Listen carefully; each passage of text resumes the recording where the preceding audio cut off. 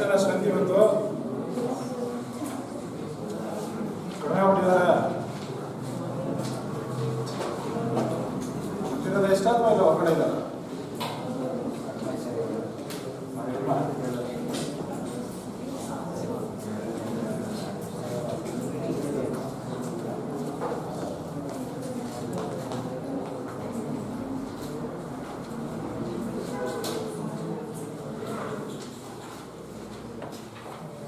Last ಕ್ಲಾಸಲ್ಲೆಲ್ಲ ಮಾಡಿದ್ದಿಲ್ಲ, ಒಂಚೂರು ಓದಿದ್ರ?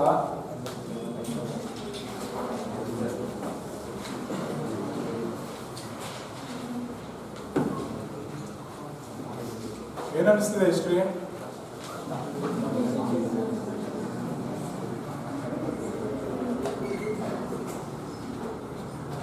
ಏನೋ ರೆಸ್ಪಾನ್ಸೇ ಗೊತ್ತಿಲ್ಲ. ಈಸಿ ಇದೆಯಾ? ಓದ್ಬೋದಾ? ಸೈನ್ಸ್ ಬ್ಯಾಕ್ಗ್ರೌಂಡ್ ಅವರು, ಸ್ವಲ್ಪ ಆರ್ಟ್ಸ್ ಬ್ಯಾಕ್ಗ್ರೌಂಡ್ ಅವ್ರಿಗೆ ಒಂಚೂರು ಓಕೆ, ಬಟ್ ಸೈನ್ಸ್ ಬ್ಯಾಕ್ಗ್ರೌಂಡ್ ಅವ್ರಿಗೆ ಒಂಚೂರು ಟಫ್ ಅಂತ ಅನ್ನಿಸ್ಬೋದು. ಓಕೆನಾ? ಓದ್ಬೋದಾ? ಮೆಮೊರಿನಲ್ಲಿ ಇರುತ್ತಾ ಓದಿರೋದು?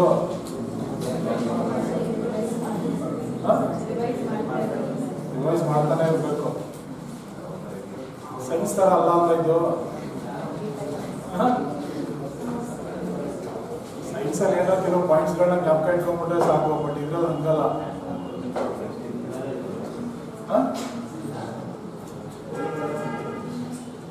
ಏನೋ ಹೇಳ್ತಿದಾರಪ್ಪ, ಸರಿ ಕೇಳಿಸ್ತಾ ಇಲ್ಲ. ಹೇಳಿದೆಲ್ಲ ಕೇಳಿಸ್ತಾ ಇಲ್ಲ. ಹೇಳಿದೆಲ್ಲ ನೆನ್ಪಿಟ್ಕೋಬೇಕಾ? ಇಟ್ಕೋಬೋದಾ?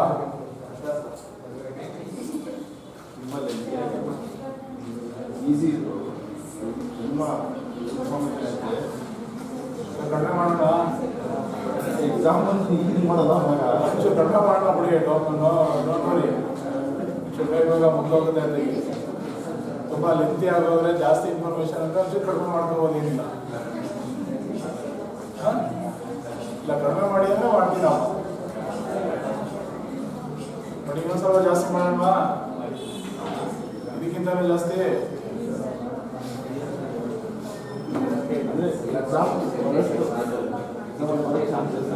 ಎಕ್ಸಾಮ್ಗೆ ಏನ್ ಬರುತ್ತೆ ಅನ್ನೋದಕ್ಕೆ ಯಾವಾಗೂ ಎಕ್ಸ್ಪೆಕ್ಟೇಷನ್ ಬರಲ್ಲ. ಹಂಗೇನಾರು ಹಾಕ್ಬಿಟ್ರೆ ಕೋಚಿಂಗ್ ಸೆಂಟರ್ಗಳೆಲ್ಲ ದೇವ್ರುಗಳಾಗ್ಬಿಡ್ತಾರೆ, ಆಯ್ತಲ್ವಾ? ಮೇಸ್ಟ್ರುಗಳೆಲ್ಲ ದೇವ್ರುಗಳೇ ಅವಾಗ ಹಂಗೇನಾರು ಹಾಕ್ಬಿಟ್ರೆ. ಸೊ ಹಂಗಾಗಲ್ಲ. ಇಲ್ಲಿ ನಾವು ಮಾಡ್ತಿದ್ದೀವಲ್ಲ ಏನಪ್ಪ ಅಂತಂದ್ರೆ ಒಂದು 20-30% ಅಷ್ಟೇ. ಅದನ್ನು ಓಪನ್ ಆಗಿ ಹೇಳ್ಕೊತಿದ್ವಿ. ಕೋಚಿಂಗ್ ಕ್ಲಾಸ್ಗಳಲ್ಲಿ, ಕೋಚಿಂಗ್ ಸೆಂಟರ್ಗಳಲ್ಲಿ ಮತ್ತೆ ಈ ಥರದ್ದು ಕ್ಲಾಸ್ಗಳೆಲ್ಲ ಹಿಂಗೆ ಅಂತಂದ್ರೆ 70% ಆಗಲ್ಲ. ಯಾಕಂತಂದ್ರೆ ಇದಕ್ಕೆ ಅಂತ ಒಂದು ಪ್ರಿಸ್ಕ್ರೈಬ್ ಟೆಕ್ಸ್ಟ್ ಬುಕ್ ಅಂತೂ ಇರೋಲ್ಲ, ಪ್ರಿಸ್ಕ್ರೈಬ್ ಸಿಲೆಬಸ್ ಅಂತ ಏನಿರೋಲ್ಲ. ಅದು ರಿಲೇಟೆಡ್ ಆಗಿ ಎಲ್ಲಿಗೆ ಬೇಕಾದ್ರೂ ತೊಗೊಂಡು ಹೋಗ್ಬೋದು. ಒಂದು ಡಿಗ್ರಿ ಲೆವೆಲಲ್ಲಿ ಆ ಥರದ್ದಾಯ್ತು ಅಂತಂದ್ರೆ ಏನೊಂದು ಪ್ರಿಸ್ಕ್ರೈಬ್ ಟೆಕ್ಸ್ಟ್ ಬುಕ್ ಕೊಟ್ಕೊಡ್ತಾರೆ. ಟೆಕ್ಸ್ಟ್ ಬುಕ್ ಒಳಗಡೆ ಏನಿದ್ರು ಕ್ವಶನ್ಸ್ ಏನಾರು ಇಲ್ಲ ಅಂತಂದ್ರೆ ಅವಾಗಲೂ ಯೂನಿವರ್ಸಿಟಿಗಳ ಸ್ಟ್ರೈಕ್ ಶುರು ಆಗ್ಬಿಡುತ್ತೆ. Out of the syllabus grace marks ಕೊಡಿ ಅಂತೀವಿ, ಬಟ್ ಇಲ್ಲ ಹಂಗಲ್ಲ, ಆಯ್ತಲ್ವಾ? ಸೊ ಹಂಗಾಗಿ ಇಲ್ಲಿ ಜಸ್ಟ್ ಏನಪ್ಪ ಅಂತಂದ್ರೆ ಮ್ಯಾಕ್ಸಿಮಮ್ 30-35% ಅಷ್ಟೇ, not more than 30%. Remaining 70% you will have to study your own self study ಅಷ್ಟೇ. ಇದನ್ನೇ ಕಂಪ್ಲೀಟ್ ಡಿಪೆಂಡ್ ಆಗ್ಬಿಡಿ. ಯಾವುದೇ ಕೋಚಿಂಗ್ ಕ್ಲಾಸಲ್ಲೂ ಅಷ್ಟೇ, ಇಲ್ಲೇ ಅಂತಲ್ಲ, ಬೇರೆ ಯಾವುದೇ ಕೋಚಿಂಗ್ ಕ್ಲಾಸಿಗೆ ಹೋಗಿ ಇಲ್ಲೇನು ಕ್ಲಾಸಸ್ ಮಾಡ್ತಾರೆ ಅದನ್ನು 100% ಡಿಪೆಂಡ್ ಆಗಬೇಡಿ. 100% ನಾನು ಅವಾಗಲೂ ಹೇಳಿದೆ, ಏನಪ್ಪ ಅಂತಂದ್ರೆ ಒಂದು ರೂಟ್ ತೋರಿಸ್ಕೊಡ್ತೀವಿ ಅಷ್ಟೇ.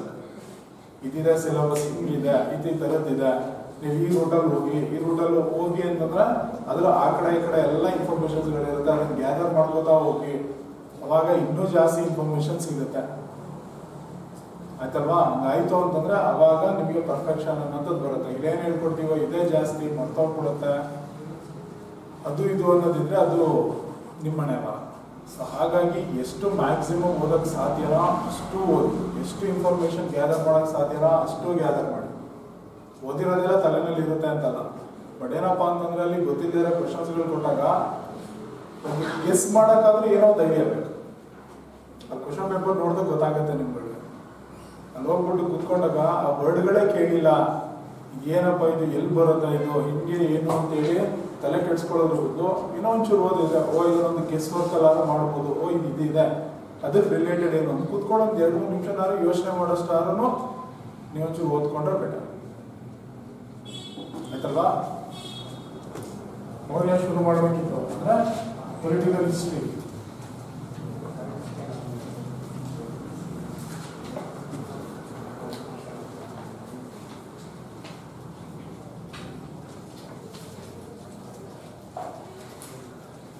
ಕಲ್ಚರ್ ಹಿಸ್ಟ್ರಿಗೆ ಕಂಪ್ಯಾರಿಸನ್ ಮಾಡಿದ್ರೆ ಈ ಪೊಲಿಟಿಕಲ್ ಹಿಸ್ಟ್ರಿ ಇದೆಯಲ್ಲ ತುಂಬ ಈಸಿ ಇರಲ್ಲ, ಅಂತ ಒಂದು ಕಷ್ಟ ಇದೆಯಲ್ಲ. ಮೋಸ್ಟ್ಲಿ ಎಲ್ಲ ನಿಮ್ಗಳಿಗೆ ಗೊತ್ತಿದೆ ಅಂತ ಅನ್ಕೋತೀನಿ. ಆ್ಯಕ್ಚುಲಿ ಕಿಂಗ್ಡಮಲ್ಲಿ ಕೆಲವು ರೂಲರ್ಸ್ಗಳು ಬರ್ತಾರೆ ಮೌರ್ಯನ್ ಕಿಂಗ್ಡಮಲ್ಲಿ. The most important only 2, Chandragupta Maurya and his grandson Ashoka. Okay, ಇವರಿಬ್ಬರೇ ತುಂಬ ಇಂಪಾರ್ಟೆಂಟ್. ಆದರೆ ಜಾಸ್ತಿ ಇದೇ ಬರುತ್ತೆ ಅಂತಲ್ಲ, ಮಧ್ಯದಲ್ಲಿ ಬೇರೆ ರೂಲರ್ಸ್ಗಳು ಬರ್ತಾರೆ, ಅವ್ರ ಬಗ್ಗೆನೂ ಕೂಡ ಅವ್ರ ಪೊಲಿಟಿಕಲ್ ಅಚೀವ್ಮೆಂಟ್ಸ್ ಬಗ್ಗೆನೂ ಕೂಡ ಕೇಳ್ಬೋದು. ಈಗ ಚಂದ್ರಗುಪ್ತ ಮೌರ್ಯದ ಆಲ್ಮೋಸ್ಟ್ ಎಲ್ಲ ಗೊತ್ತೇ ಆಗೋಗ್ಬಿಟ್ಟಿದೆ ನಿಮಗೆ. ಸೋರ್ಸಸ್ ಅಲ್ಲೆಲ್ಲ ಸ್ವಲ್ಪ ಒಂದು ಅರ್ಲಿ ಲೈಫ್ ಬಗ್ಗೆ ಎಲ್ಲ ಹೇಳಿದೆ. C, Chandragupta Maurya he was a son of a lady called Mura. Later he established the kingdom by defeating the Nanda, the last ruler of Nanda family, with the help of Chanakya or Kautilya. So his kingdom was named as Maurya in the memory of his mother Mura. And also he captured the capital of Nanda, Pataliputra, and made Pataliputra as the capital. And also peacock was the emblem, or later Dharma Chakra. During that, from the time of Ashoka, Dharma Chakra became the permanent emblem of Mauryas. In the beginning, peacock. See, we don't know much about the early life of Chandragupta Maurya. But Kautilya took this Chandragupta Maurya from Pataliputra to Takshashila, where he got the education and as well as the military training. Military training ಮತ್ತು education ಎರಡನ್ನೂ ಕೂಡ with the assistance of Kautilya, Chandragupta Maurya received. Got it? And also after his education and training, Chandragupta Maurya organized an army with the assistance of Kautilya. And after he became an young man, after he completed the military training, both Chandragupta and Kautilya, they used to attack on Pataliputra against the Nanda ruler, Dhanananda. But in this attempt, Chandragupta Maurya and Kautilya, they were badly defeated. Got it? First time attack ಮಾಡಿದ ತಕ್ಷಣ ಗೆಲ್ಲಿಲ್ಲ, ಅವರು ಸೋತೋಗ್ತಾರೆ. ಸೋತೋದ್ಮೇಲೆ then Kautilya and Chandragupta Maurya realized that it was not an easy to defeat the Nandas, because the Nanda army had a very powerful and big army. Because their army has also more than 6 lakh soldiers, then 20,000 horses, then 2,000 elephant power, and also 3,000 chariots ಅಂತ ಹೇಳ್ತಾರೆ. ಅಂದ್ರೆ ಕುದುರೆಗಳಿರುತ್ತೆ, ಆನೆಗಳಿರುತ್ತೆ, ರಥಗಳಿರುತ್ತೆ, ಸಾವಿರಾರುಗಳಿರುತ್ತೆ, 6 ಲಕ್ಷ ಸೈನಿಕರು ಇರ್ತಾರೆ. ಇವರನ್ನ ಸೋಲಿಸೋದು ಕಷ್ಟ ಅಂತೇಳಿ ಅವ್ರಿಗೆ ಗೊತ್ತಾಗುತ್ತೆ. ಅದಕ್ಕೇನೆ both Kautilya and Chandragupta Maurya decided to get the assistance of the rulers of the hilly areas. Especially, there was one ruler of hilly region in the northwestern part. His name was Parvartaka. The king Parvartaka, he belongs to the hilly regions of Punjab. Got it? Kautilya and Chandragupta Maurya made an alliance with Parvartaka, and they used to organize the combined army. And with the help of Parvartaka, firstly, Kautilya and Chandragupta Maurya captured the certain region in the northwestern parts of India, particularly the region in and around Punjab. Northwestern parts ಅಂತ ಹೇಳಿ ಬರುತ್ತೆ, ಅಂದ್ರೆ ವಾಯುವ್ಯ ದಿಕ್ಕು, ಪಂಜಾಬ್, ಹರಿಯಾಣ ಮತ್ತೆ ಪಾಕಿಸ್ತಾನ ಬರುತ್ತಲ್ಲ, ಆ ಕಡೆ ರೀಜನ್ಲಿ ಕೆಲವಾರು ರೀಜನ್ಗಳನ್ನ ಕ್ಯಾಪ್ಚರ್ ಮಾಡ್ಕೋತಾರೆ. ಯಾಕಂತಂದ್ರೆ they are all the border areas to Dhanananda kingdom. Dhanananda kingdom ಅದೆಲ್ಲ border areaಗಳು first ಅದನ್ನ ಕ್ಯಾಪ್ಚರ್ ಮಾಡ್ಕೊತಾರೆ. So when he attacked on Punjab, Chandragupta Maurya met Alexander also, because at the same time Alexander invaded on India and tried to capture the northwestern part. I already told that the northwestern part of India became the 29th satrapy of Alexander the Greek kingdom. ಅದೇ ಟೈಮಲ್ಲಿ Alexander ಕೂಡ ಬಂದಿರ್ತಾರೆ. Then Chandragupta Maurya met Alexander Punjab and sought his assistance. But Alexander did not go into support Chandragupta Maurya because of his haughty nature ಅಂತ ಹೇಳ್ತಾರೆ. ಅಂದ್ರೆ haughty nature means ಇವರಿಗೆ ಸ್ವಲ್ಪ ಜಾಸ್ತಿ ಜಂಬ ಇರುತ್ತೆ, ದಿಮಾಕ್ ಇರುತ್ತೆ ಚಂದ್ರಗುಪ್ತ ಮೌರ್ಯನಿಗೆ. ಅವನ ಒಂದು ದಿಮಾಕಿನ ಮಾತಿನಿಂದ ಅಲೆಕ್ಸಾಂಡರ್ಗೆ ತುಂಬಾ ಕೋಪ ಬಂದು then he ordered his soldiers to massacre Chandragupta Maurya. But by his intelligence and with the assistance of Kautilya, Chandragupta Maurya, he was managed to escape from Punjab, especially from the hands of Alexander. Got it? So after the return of Alexander, he was also succeeded to capture even the Punjab, and he made very strong. ಅರ್ಥ ಆಗಿಲ್ಲ, starting strong ಆಗಿರಲ್ಲ, ಆ ಪರಿವರ್ತಕನ assistance ಅನ್ನ ತಗೊಂಡು ಒಂದು north western part ಮತ್ತೆ ಪಂಜಾಬ್ ಎಲ್ಲ ರೀಜನ್ಗಳನ್ನ capture ಮಾಡ್ಕೊಂಡಾದ್ಮೇಲೆ ಒಂದು ಆರ್ಮಿನ ಬಿಗ್ ಆರ್ಮಿ ಕಟ್ಕೋತಾನೆ, ಮತ್ತೆ ತುಂಬಾನೇ ಪವರ್ಫುಲ್ ಆಗ್ತಾನೆ ಚಂದ್ರಗುಪ್ತ ಮೌರ್ಯ. ಪವರ್ಫುಲ್ ಆದ್ಮೇಲೆ then only he used to made this second attempt against the Dhanananda. Got it? Firstly, Dhanananda did not enter the war. So instead of the Dhanananda, his commander-in-chief, his name was Bhattasal. Bhattasal. He was the chief commander of the Nanda army. Nanda army ಇರುತ್ತಲ್ಲ, ಅದರ main commander ಇವನು ಭಟ್ಟಾಸಾಲ್ ಅಂತ ಹೇಳಿ ಅವನು ವಾರ್ಗೆ enter ಆಗ್ತಾನೆ. So both Chandragupta Maurya and Kautilya, they were defeated to Bhattasal. Then only Dhanananda entered the war field. Then there was a rigorous fighting. So in that fighting, Chandragupta Maurya was succeeded to defeat and kill Dhanananda.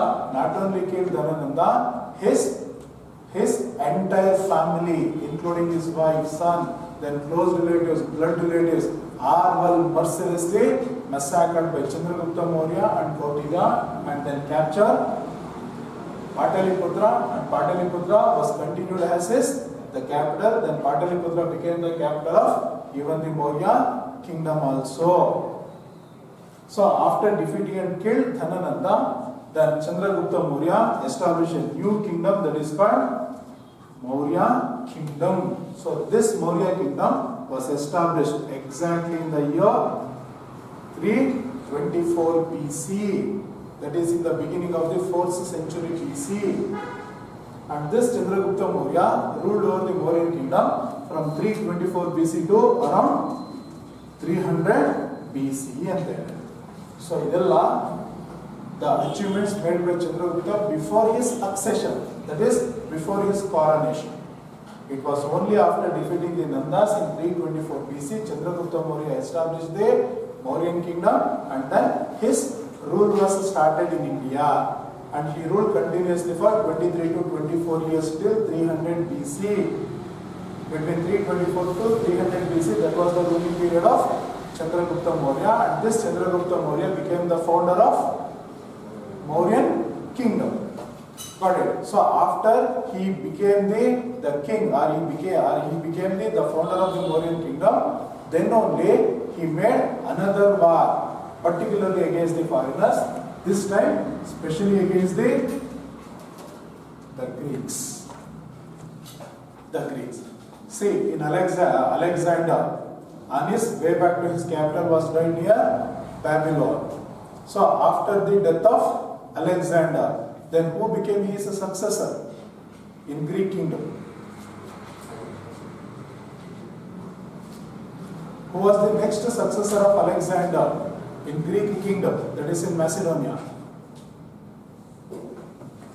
That is Seleucus Nicator. Got it? After the death of Alexander, Seleucus Nicator came to the power. this Seleucus Nicator wanted to attack on India because once the northwestern part of India was captured by Alexander, the same area was now come under the control of Chandragupta Maurya. So in order to recapture those regions, in order to merge the northwestern part of India into the Greek kingdom, Seleucus Nicator attacked on India. Alexander capture ಮಾಡ್ಕೊಂಡು ಹೊರಟಾಗಿದ್ನಲ್ಲ, ಅದನ್ನ ಯಾರು capture ಮಾಡ್ಕೊಂಡಿದ್ರು? Chandragupta Maurya capture ಮಾಡ್ಕೊಂಡು ಅದನ್ನ ಮತ್ತೆ capture ಮಾಡ್ಕೊಂಡು ತನ್ನ Kingdom ಸೇರಿಸ್ಕೋಬೇಕು ಅಂತೇಳಿ ಸೆಲ್ಯೂಕಸ್ ಇಂಡಿಯಾ ಮೇಲೆ ಮತ್ತೆ ಅಟ್ಯಾಕ್ ಮಾಡ್ದ. ಅರ್ಥ ಆಯ್ತಲ್ವಾ? This time Seleucus he crossed the river Indus from the sides of Kabul. And then he came to India in the year 306 BC. See, in 306 BC, there was a major war that took place between Seleucus and then Chandragupta Maurya. But in this war, Chandragupta Maurya was succeeded to defeat Seleucus. Seleucus na solistane. Okay? Seleucus na solistane. So because of defeating the Seleucus, the entire northwestern part of India, especially Kabul, Kandahar, then Herat, then Baluchistan, these the entire northwestern regions of India, they were completely merged within the Maurya kingdom. See, until then, only Chandragupta Maurya was succeeded to capture the Punjab and the Sindh province. Got it? By defeating Seleucus, the present Afghanistan, including Kabul, Kandahar, Herat, then the border between Pakistan and Afghanistan, that is Baluchistan, they were all captured and they were completely merged within the kingdom of Chandragupta Maurya. So after this war, there was one peace treaty, and also it was considered as the matrimonial alliance or matrimonial treaty ಎಂದನು ಕೂಡ ಕರ್ಕೋತೀವಿ. ಅಂದ್ರೆ ವೈವಾಹಿಕ ಒಪ್ಪಂದ ಅಂತ ಹೇಳಿ ಕರ್ಕೋತೀವಿ. ಯುದ್ಧ ಮುಗಿದ ಮೇಲೆ there was the matrimonial treaty between Chandragupta Maurya and the defeated Greek ruler Seleucus. So according to this treaty, Seleucus gave one of his daughter in marriage to Chandragupta Maurya. Means Chandragupta Maurya married the daughter of Seleucus. Immediately after this matrimonial alliance, the enemies became blood relatives. Means Chandragupta Maurya became the son-in-law of Seleucus. Got it? In return, ಅಂದ್ರೆ ಅವಳ ಮಗಳನ್ನ ಕೊಟ್ಟು ಮದುವೆ ಮಾಡಿಕೊಟ್ಟಿದ್ದಕ್ಕೆ ಪ್ರತಿಫಲವಾಗಿ Chandragupta Maurya presented 500 war-trained elephants. War-trained elephants to Seleucus ಅಂತ ಹೇಳ್ತಾರೆ. ಯಾಕಂತಂದ್ರೆ here the Greeks were defeated only because of the power of elephants in the army of Chandragupta Maurya. Because the Greeks doesn't know how to wage or how to fighting against the elephants. So that's why they were defeated ಅಂತ ಹೇಳ್ತಾರೆ. ನಾನು ಹೇಳಿದ್ನಲ್ಲ ಅಲೆಕ್ಸಾಂಡರೇ ಓಡೋಗಿರ್ತಾನೆ, ಹಾಗಾಗಿ ಸೆಲ್ಯೂಕಸ್ಗೂ ಕೂಡ ಗೊತ್ತಿರಲ್ಲ ಆನೆಗಳ ವಿರುದ್ಧ ಹೆಂಗೆ ಯುದ್ಧ ಮಾಡೋದು ಅಂತೇಳಿ, ಹಾಗಾಗಿ ಸೋತೋಗಿರ್ತಾನೆ.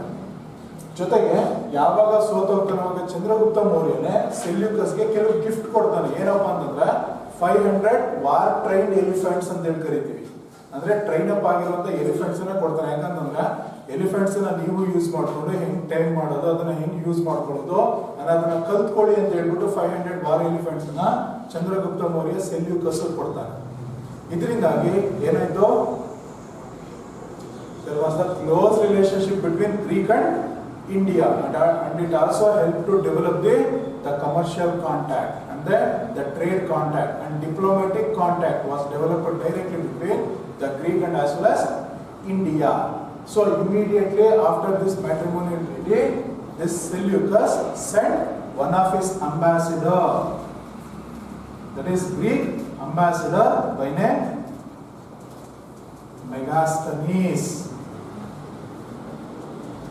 Got it? After this war, Seleucus sent his ambassador Megasthenes to the court of Chandragupta Maurya. So here Megasthenes was a Greek ambassador. Got it? He was a Greek ambassador sent by Seleucus to the court of Chandragupta Maurya. And this Megasthenes visited India as an ambassador, Rayabari, and stayed for several years in the court of Chandragupta Maurya and know each and everything about his administration system. And also he get a lot of information about the social setup in the entire Mauryan kingdom in the contemporary period. And also he got the complete information about the municipal administration or the city administration of the capital, Pataliputra. Finally, by consisting all this information, he wrote a famous book in Greek language that is called Indica. See, this book became one of the most important source to know about the greatness of Chandragupta Maurya, then administrative system of Mauryas, and also the social condition of the Mauryan period. And the Chandragupta Mauryan personality, ಮತ್ತೆ ಅವನ greatness, ಅವನ ಟೈಮಲ್ಲಿ ಯಾವ ರೀತಿ administration ಆಗ್ತಿತ್ತು, ಪಾಟಲಿಪುತ್ರದಲ್ಲಿ ಯಾವ ರೀತಿ city administration ಇತ್ತು, ಜೊತೆಗೆ ಇಡೀ ಮೌರ್ಯನ್ ಕಿಂಗ್ಡಮ್ ಅಲ್ಲಿ ಸೋಷಿಯಲ್ ಕಂಡೀಷನ್ ಅಂದ್ರೆ ಸೊಸೈಟಿ ಯಾವ ರೀತಿ ಆರ್ಗನೈಸ್ ಆಗಿತ್ತು ಎಲ್ಲ ಇನ್ಫಾರ್ಮೇಶನ್ ಕೊಡುವಂತ ಬುಕ್ ಯಾವ್ದಪ್ಪ ಅಂತಂದ್ರೆ ಈ ಇಂಡಿಕಾ ಬುಕ್ ಅಂತೇಳಿ ಕರೀತೀವಿ. Okay, along with this what were the other achievements of Chandragupta Maurya? Almost ಇದನ್ನೆಲ್ಲ ನಿಮ್ಗೆ ಹೇಳೇ ಇದೆ, ಸೋರ್ಸಸ್ ಮಾಡಬೇಕಿಲ್ಲ. So what were the other achievements of Chandragupta Maurya? Was there any achievement of Chandragupta Maurya between 324 to 300 BC? ಇದು ಬಿಟ್ಟು ಬೇರೆ ಇನ್ನೇನಾದರೂ ಅಚೀವ್ಮೆಂಟ್ಸ್ ಇದೆಯಾ Chandragupta ಮೌರ್ಯಂದು?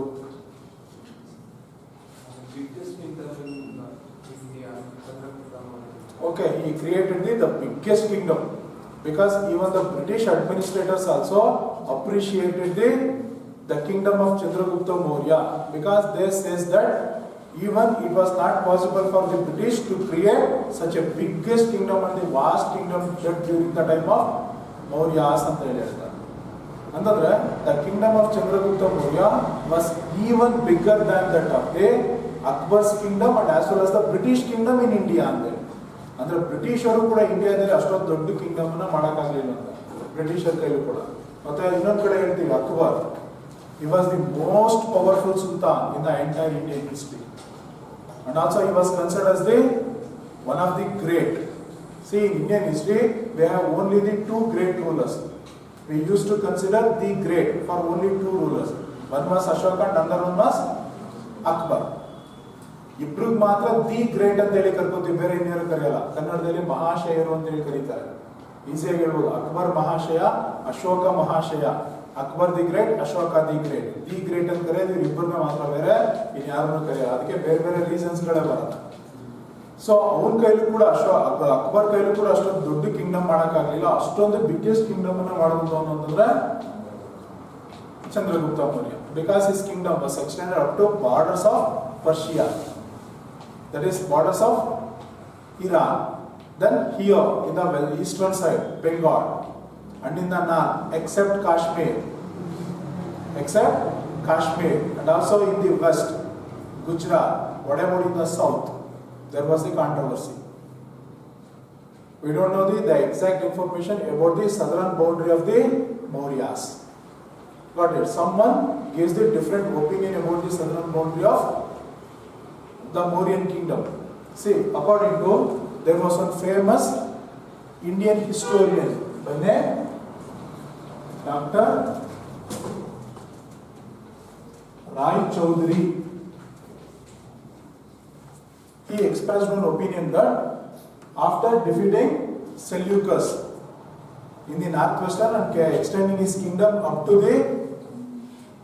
the borders of Persia, then Chandragupta Maurya also used to capture the Saurashtra region.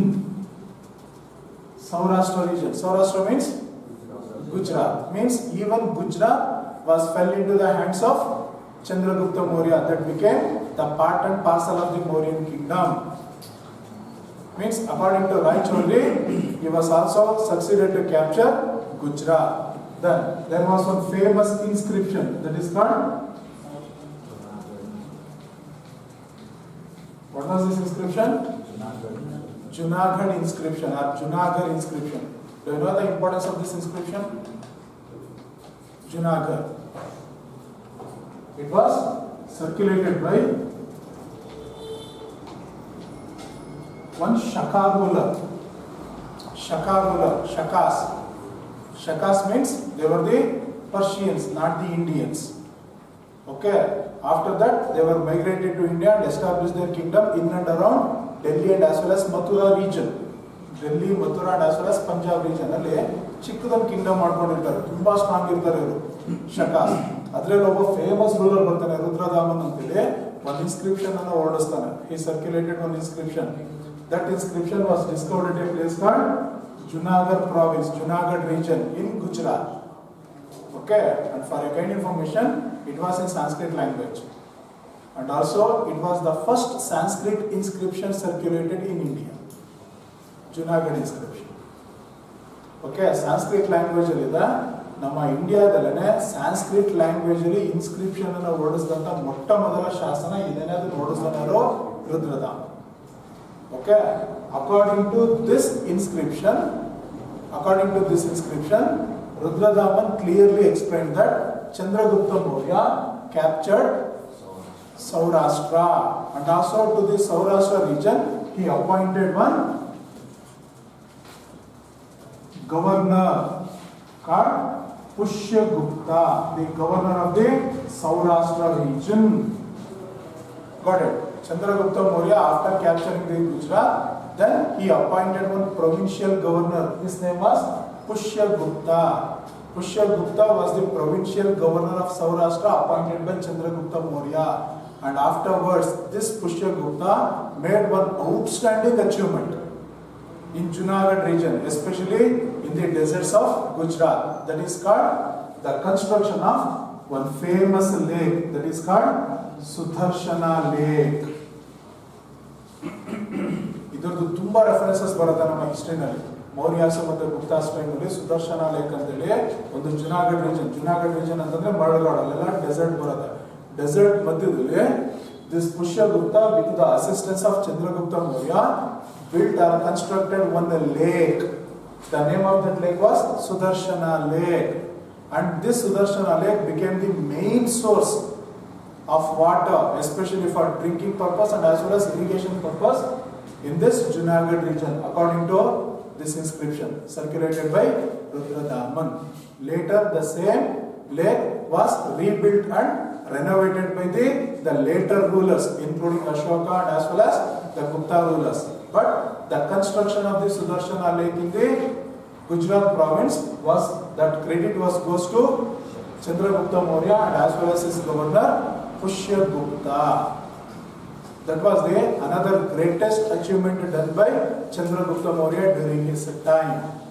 And also the same Rai Chaudhary expressed another opinion that even the Deccan province, Deccan means South India, was also captured by Chandragupta, because according to Rai Chaudhary, the Nandas themselves, they used to capture Deccan. After defeating the Nandas, then automatically the Deccan fell into the hands of Mauryas. ಅಂದ್ರೆ ಅದು ನಂದಾಸ capture ಮಾಡ್ಕೊಂಡ್ಬಿಟ್ಟಿದ್ರು. ಇಲ್ಲಿ ನಂದಾಸನ್ ಸೋಲ್ಸಿದ ಮೇಲೆ Deccan automatically ಏನಾಯ್ತು, ಚಂದ್ರಗುಪ್ತನ ಟೈಮಿಗೆ ಬಂತು ಅಂತ ಹೇಳ್ತಾರೆ. ಆದ್ರೆ ಇದನ್ನ ತುಂಬಾ ಜನ ಒಪ್ಕೊಳ್ಳೋದಕ್ಕೆ ರೆಡಿ ಇಲ್ಲ. ಯಾಕಂದ್ರೆ there was one famous British historian, his name was Dr. Smith. He says that the occupation of Deccan was not the achievement of Chandragupta, it was the greatest achievement of his son, that is Bindusara ಅಂತ ಹೇಳ್ತಾರೆ. ಅಂದ್ರೆ ಡೆಕ್ಕನ್ ಅನ್ನ ಇವನ್ ಕೈಲಿ ವಶಪಡಿಸ್ಕೊಳಕ್ ಆಗ್ಲಿಲ್ಲ. ಡೆಕ್ಕನ್ ಅನ್ನ ವಶಪಡಿಸ್ಕೊಂಡಿದ್ದಾರಪ್ಪ ಅಂತಂದ್ರೆ ಅವನ ಮಗ ಬಿಂದುಸಾರ ಅಂತ ಹೇಳಿ. ಅದಕ್ಕೆ ಬೇರೆ ಬೇರೆ ಎಕ್ಸಾಂಪಲ್ಸ್ಗಳು ಕೂಡ ಬರುತ್ತೆ, ನೆಕ್ಸ್ಟ್ ಅದು ಮಾಡಿದಾಗ ಹೇಳ್ತೀವಿ. ಸೊ ಹಾಗಾಗಿ ಇವನ್ ಕೈಲಿ ಡೆಕ್ಕನ್ ಅನ್ನ ಕ್ಯಾಪ್ಚರ್ ಮಾಡ್ಕೊಳಕ್ ಆಗ್ಲಿಲ್ಲ ಅಂತ ಹೇಳ್ತಾರೆ. ಆದ್ರೆ towards the end of his life, what was happened in the life of or in the kingdom of Mauryan kingdom. There was a great or a severe famine that continued for 12 long years. This information was given by, there was a famous Jain book written by Hemchandra. The name of the book called Parisista Parvan. See, according to this book, Parisista Parvan, written by the famous Jain scholar called Hemchandra of Gujarat region, there was a severe famine in the Pataliputra and the surrounding area. That famine did not start continuously for 12 long years. 12 ವರ್ಷಗಳ ಕಾಲ ಒಂದು ದೀರ್ಘವಾದಂಥ ಬರಗಾಲ ಇತ್ತು. 12 ವರ್ಷ ಆದ್ರೂ ಅದು ನಿವಾರಣೆ ಆಗಲೇ ಇಲ್ಲ ಅಂತ ಹೇಳ್ತಾರೆ. And moreover, this Parisista Parvan is also considered as the biography of Kautilya ಅಂತನೂ ಕೂಡ ಕರ್ಕೋತಾರೆ. ಅಥವಾ ಚಾಣಕ್ಯ ಅಥವಾ ಕೌಟಿಲ್ಯಂದು ಬಯೋಗ್ರಫಿ ಯಾವ್ದಪ್ಪ ಅಂತಂದ್ರೆ ಪರಿಶಿಷ್ಟ ಪರ್ವಾನ್ ಅಂತನೂ ಕೂಡ ಕರ್ಕೋತಾರೆ. ಜೊತೆಗೆ the other famous books, for example Rajavali Katha, then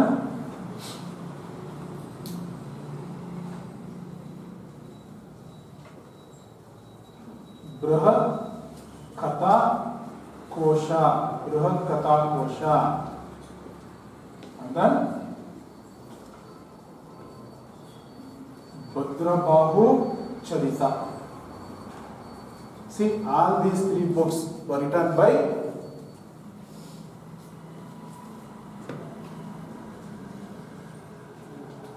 Ratnananda.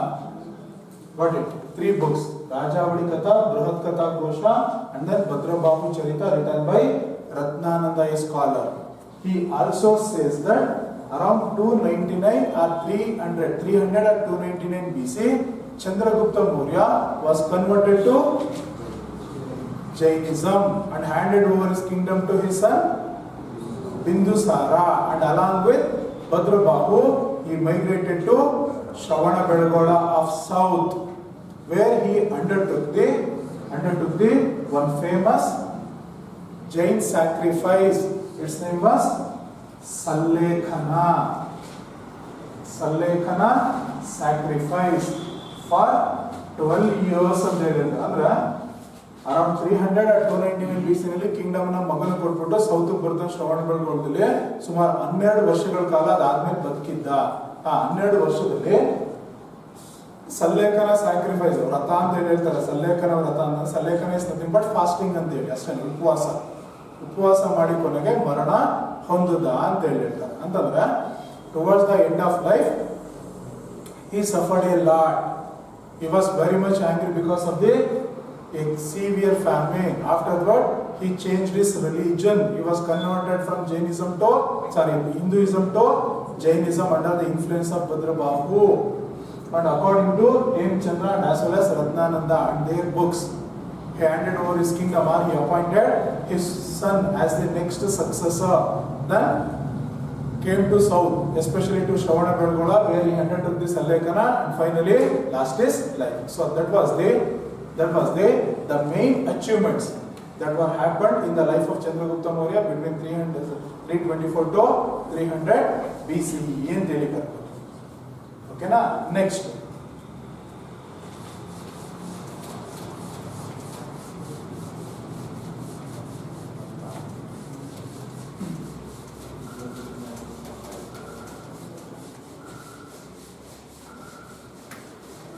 see, after Chandragupta Maurya, the next successor was his son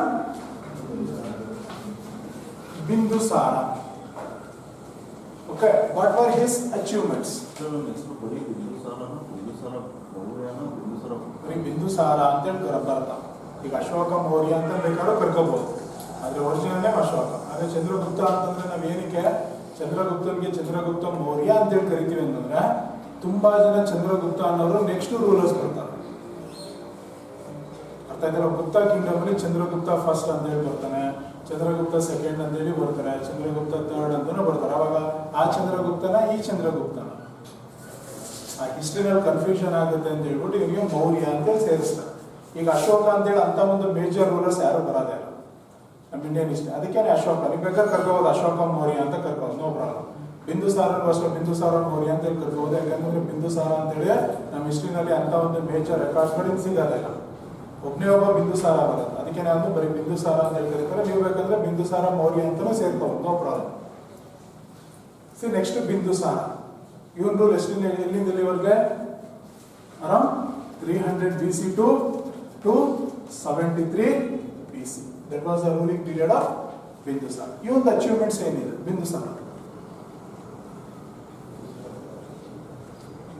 ನಮ್ಮ ಹಿಸ್ಟ್ರಿನಲ್ಲಿ ಇದನ್ನ ತುಂಬಾ ನೆಗ್ಲೆಕ್ಟ್ ಮಾಡ್ತಾರೆ. ಅಂತ ಒಂದು ಮೇಜರ್ ಅಚೀವ್ಮೆಂಟ್ಸ್ ಇಲ್ಲ ಅಂತ ಹೇಳ್ಬಿಟ್ಟು ಇದು ಮಾಡ್ತಾರೆ. ಆದರೆ ಸಿವಿಲ್ ಸರ್ವಿಸ್ ಎಕ್ಸಾಮ್ಗಳಲ್ಲಿ ಜಾಸ್ತಿ ಇವ್ರ ಬಗ್ಗೆ ಕ್ವಶನ್ಸ್ ಕೇಳ್ತಾರೆ. ಯಾಕೆಂದ್ರೆ ಚಂದ್ರಗುಪ್ತ ಮೌರ್ಯ ಎಲ್ಲರೂ ಓದಿರ್ತಾರೆ, ಅಶೋಕದ ಎಲ್ಲ ಓದಿರ್ತಾರೆ, ಮೈನ್ ರೂಲರ್ಸ್ ಅವ್ರು ಇಬ್ಬರೇ ಅಂತ ಹೇಳ್ತಾರೆ, ಅದನ್ನ ಬಿಟ್ಟು ಬೇರೆನೇ ಕೇಳ್ತಾರೆ. ಸೊ ಏನಂತ ಅಚೀವ್ಮೆಂಟ್ಸ್ ಇದೆ? What are the achievements of Bindusara between 300 to 273 BC? That was the ruling period of Bindusara. Even achievements ಏನಿದೆ ಬಿಂದುಸಾರ? ಒಂದ್ ಕಡೆ ಹೇಳ್ತಾರೆ, he was the son of illustrious father. Okay, just listen carefully. Bindusara was the son of illustrious father and also the father of more illustrious son. Means when compared to achievements of Bindusara, the achievements of his father and his son were really the great. Okay, he was the son of great ruler and also the father of more great son. Okay, because his son was Ashoka, his father was Chandragupta Maurya. In between Chandragupta and Ashoka, there was a small ruling period that was ruled by Bindusara. Okay, ಇದೊಂದು bad luck ಅದು. ಯಾಕಂತಂದ್ರೆ ಇವ್ರದ್ದು achievements ಇದೆ, ಆದ್ರೆ ಇವ್ರಿಗಿಂತ ಜಾಸ್ತಿ achievement ಅವ್ರ ಅಪ್ಪಂದು ಒಂದು ಮಗಂದಿದೆ. So ಹಾಗಾಗಿ ಜನ ಅವನನ್ನು ಮರ್ತ್ಬಿಡ್ತಾರೆ, ಅವ್ರ ಅಪ್ಪನ ಮಗನ್ ನೆನ್ಸ್ಕೋತಾರೆ. ಅದಕ್ಕೆ ಹೇಳೋದು, he was the son of illustrious father and then the father of more illustrious son. Got it? See, according to the certain historical sources, this Bindusara was considered as the lord of land between two seas. That was one of the greatest achievement of Bindusara. ಇದನ್ನ ಸಲ KS exam ಅಲ್ಲಿ questions ಕೇಳಿದ್ದಾರೆ. In the Mauryan kingdom, who is called as the lord of land between two seas ಅಂತ ಹೇಳಿ. The lord of land between two seas ಏನಂದ್ರೆ ಅರ್ಥ?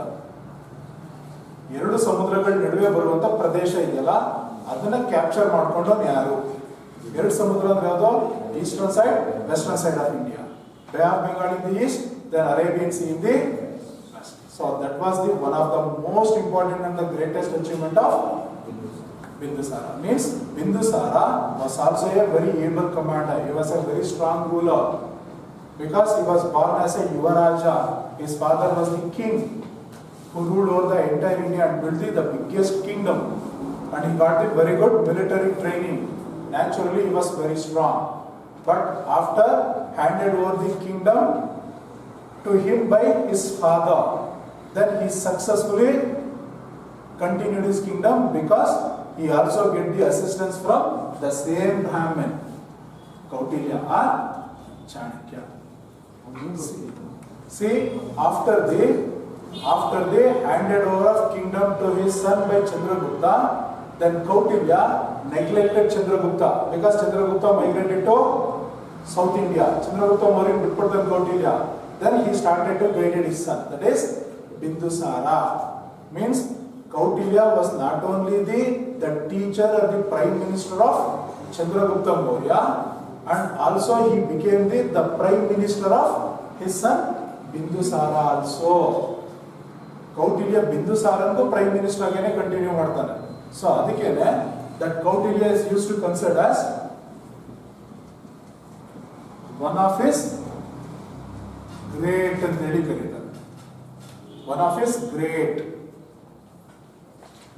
great means one of the greatest minister of Bindusara ಅಂತ ಹೇಳಿ. ಅರ್ಥ ಆಯ್ತಲ್ವಾ? ಇದನ್ನ particular ಕೇಳ್ತಾರೆ. So who is considers one of is great ಅಂತ ಹೇಳಿ. ಯಾರಪ್ಪ ಅಂತಂದ್ರೆ ಕೌಟಿಲ್ಯ. ಯಾರು ಗ್ರೇಟ್ ಆಗಿದ್ದು? ಬಿಂದುಸಾರನಿಗೆ ಗ್ರೇಟ್ ಆಗಿದ್ದು. ಅಂತಂದ್ರೆ with the assistance and with the support and advice getting from Kautilya, even Bindusara then efficiently run his kingdom till 273 BC, till his last breath. According to the famous Tibetan historian called Taranath.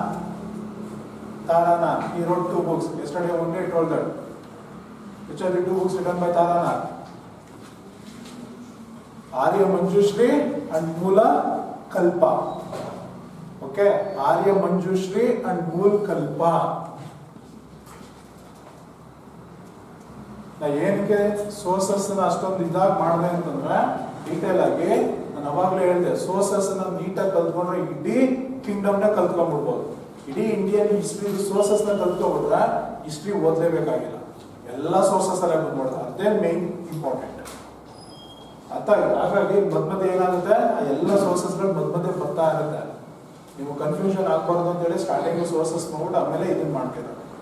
ಅರ್ಥ ಆಯ್ತಲ್ವಾ? Taranath book ಬರೀತಾರೆ, ಯಾವುದೋ ಒಂದು ಆರ್ಯ Manjushree as well as ಮೂಲ ಕಲ್ಪ.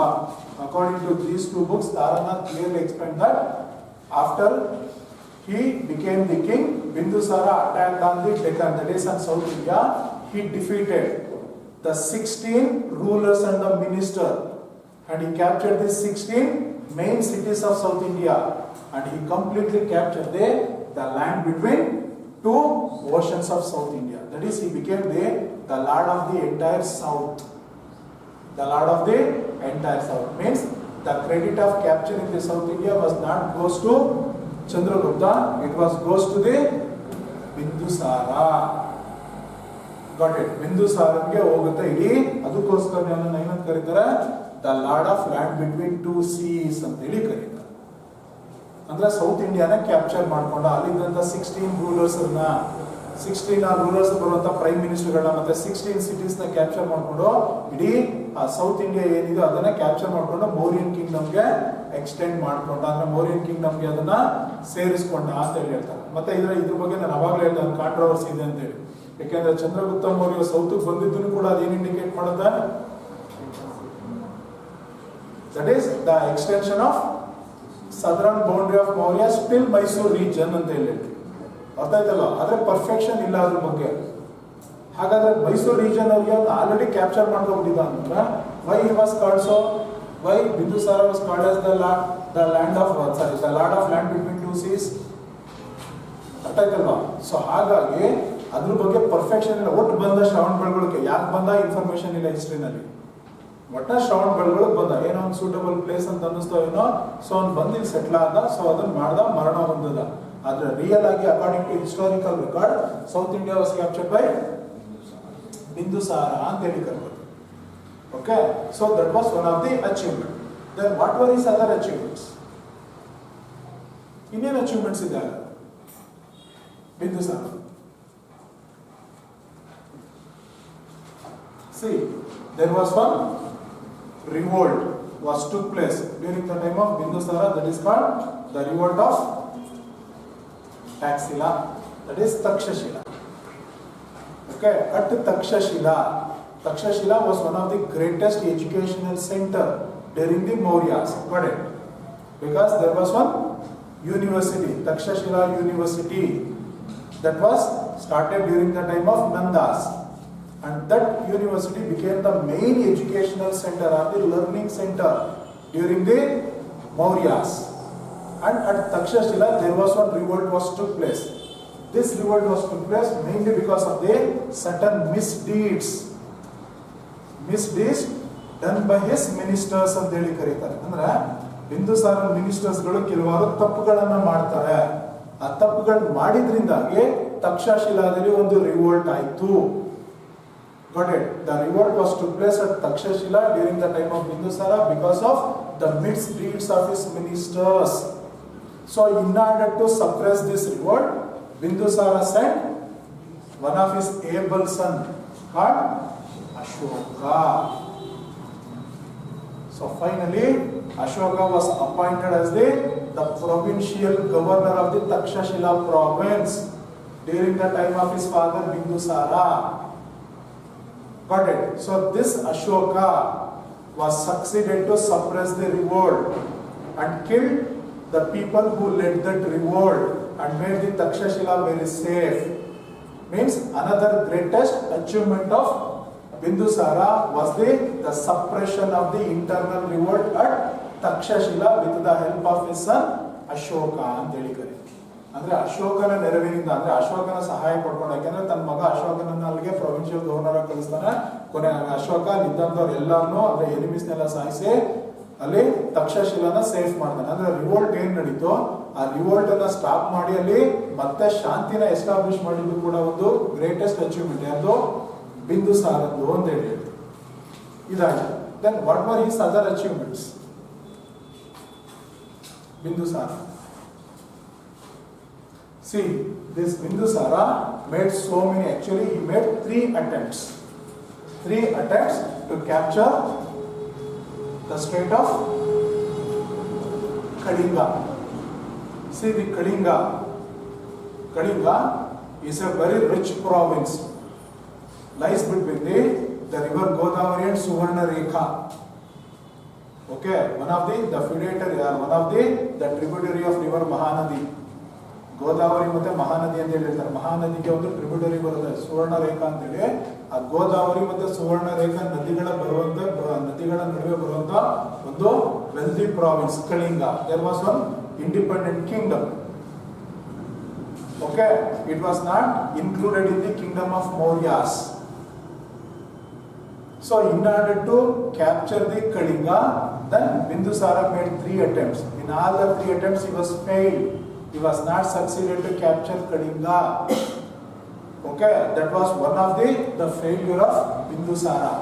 But this achievement was done by his son, that is Ashoka. ಅಂದ್ರೆ ತಂದೆ ಕೈಲಿ ಆಗಲಿಲ್ಲ, ಅದನ್ನ ನಾನು ಮಾಡಿ ತೋರಿಸ್ಬೇಕು ಅಂತ ಹೇಳ್ಬಿಟ್ಟು ಅಶೋಕ ಏನ್ ಮಾಡ್ಬೇಕು, ನನಗೆ ಅದನ್ನ ಕ್ಯಾಪ್ಚರ್ ಮಾಡ್ಕೊಂಡ ಅಂತ ಹೇಳ್ತೀವಿ. ಸೊ ಹಾಗಾಗಿ ಇದು ಕೂಡ ಆದಂತ ಒಂದು ಅಟೆಂಪ್ಟ್, ಒಂದು ಲೈಫಲ್ಲಿ ಆದಂತ ಒಂದು ಮೇಜರ್ ಅಚೀವ್ಮೆಂಟ್ ಅಂತ ಕೂಡ ನಾವು ಕರ್ಕೋತೀವಿ. Next, this Bindusara also gave much more importance to the trade and commerce, especially with Greeks, because during the time of his father there was a very good relationship between the Greeks and the Mauryans. So that relationship was also continued during the time of Bindusara also. Got it? See, after the death of Seleucus, the Greek kingdom was split into 5 divisions. Alexander ಆದ್ಮೇಲೆ Seleucus ಬಂದ. Seleucus ಹತ್ತೋದ್ಮೇಲೆ ಆ Greek Kingdom 5 divisions ಗಳಾಗಿ divide ಆಗ್ತದೆ. ಅದರಲ್ಲಿ 2 divisions ಯಾವ್ದಪ್ಪ ಅಂತಂದ್ರೆ, ಒಂದು the division ruled from Syria and another one from Egypt. See, there were 2 Greek rulers ruled from Syria and Egypt. For example, the king Antiochus I,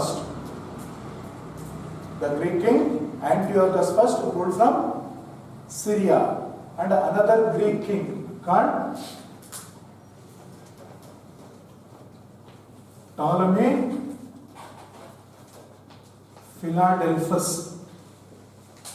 okay, Ptolemy ಅಂತೇಳಿ ಇನ್ನೊಬ್ಬ Greek scholar ಬರ್ತಾನೆ, ಅವನೊಂದು book ಬರೀತಾನೆ geography ಅಂತೇಳಿ ಕರ್ಕೋತೀವಿ. ಟಾಲಮೀಸ್ geography ಅಂತಾನೆ ಕರ್ಕೊಂಡ್ಬರ್ತೀವಿ. ಅವನು Greek scholar.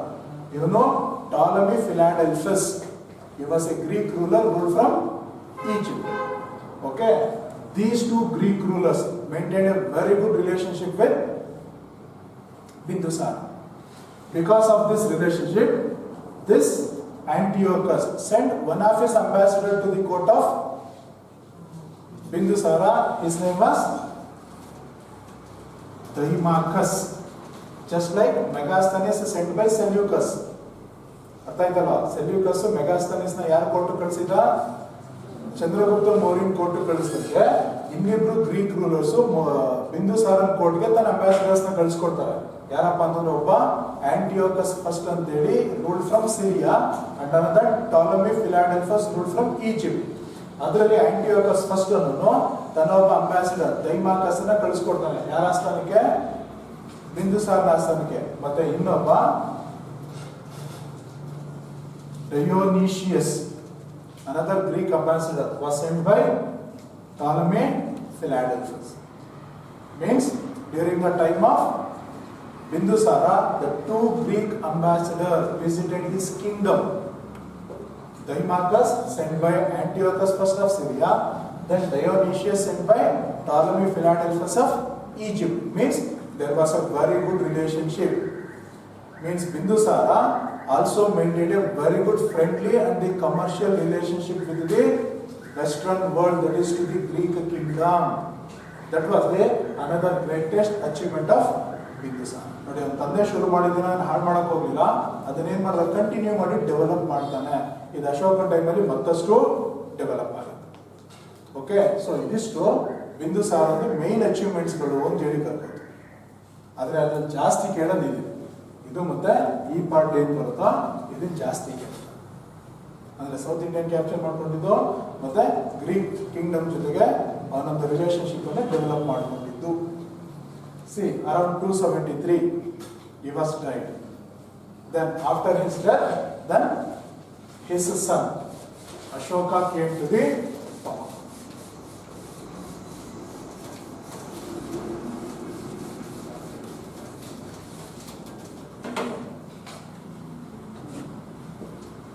Ashoka, he was from 273 BC to 232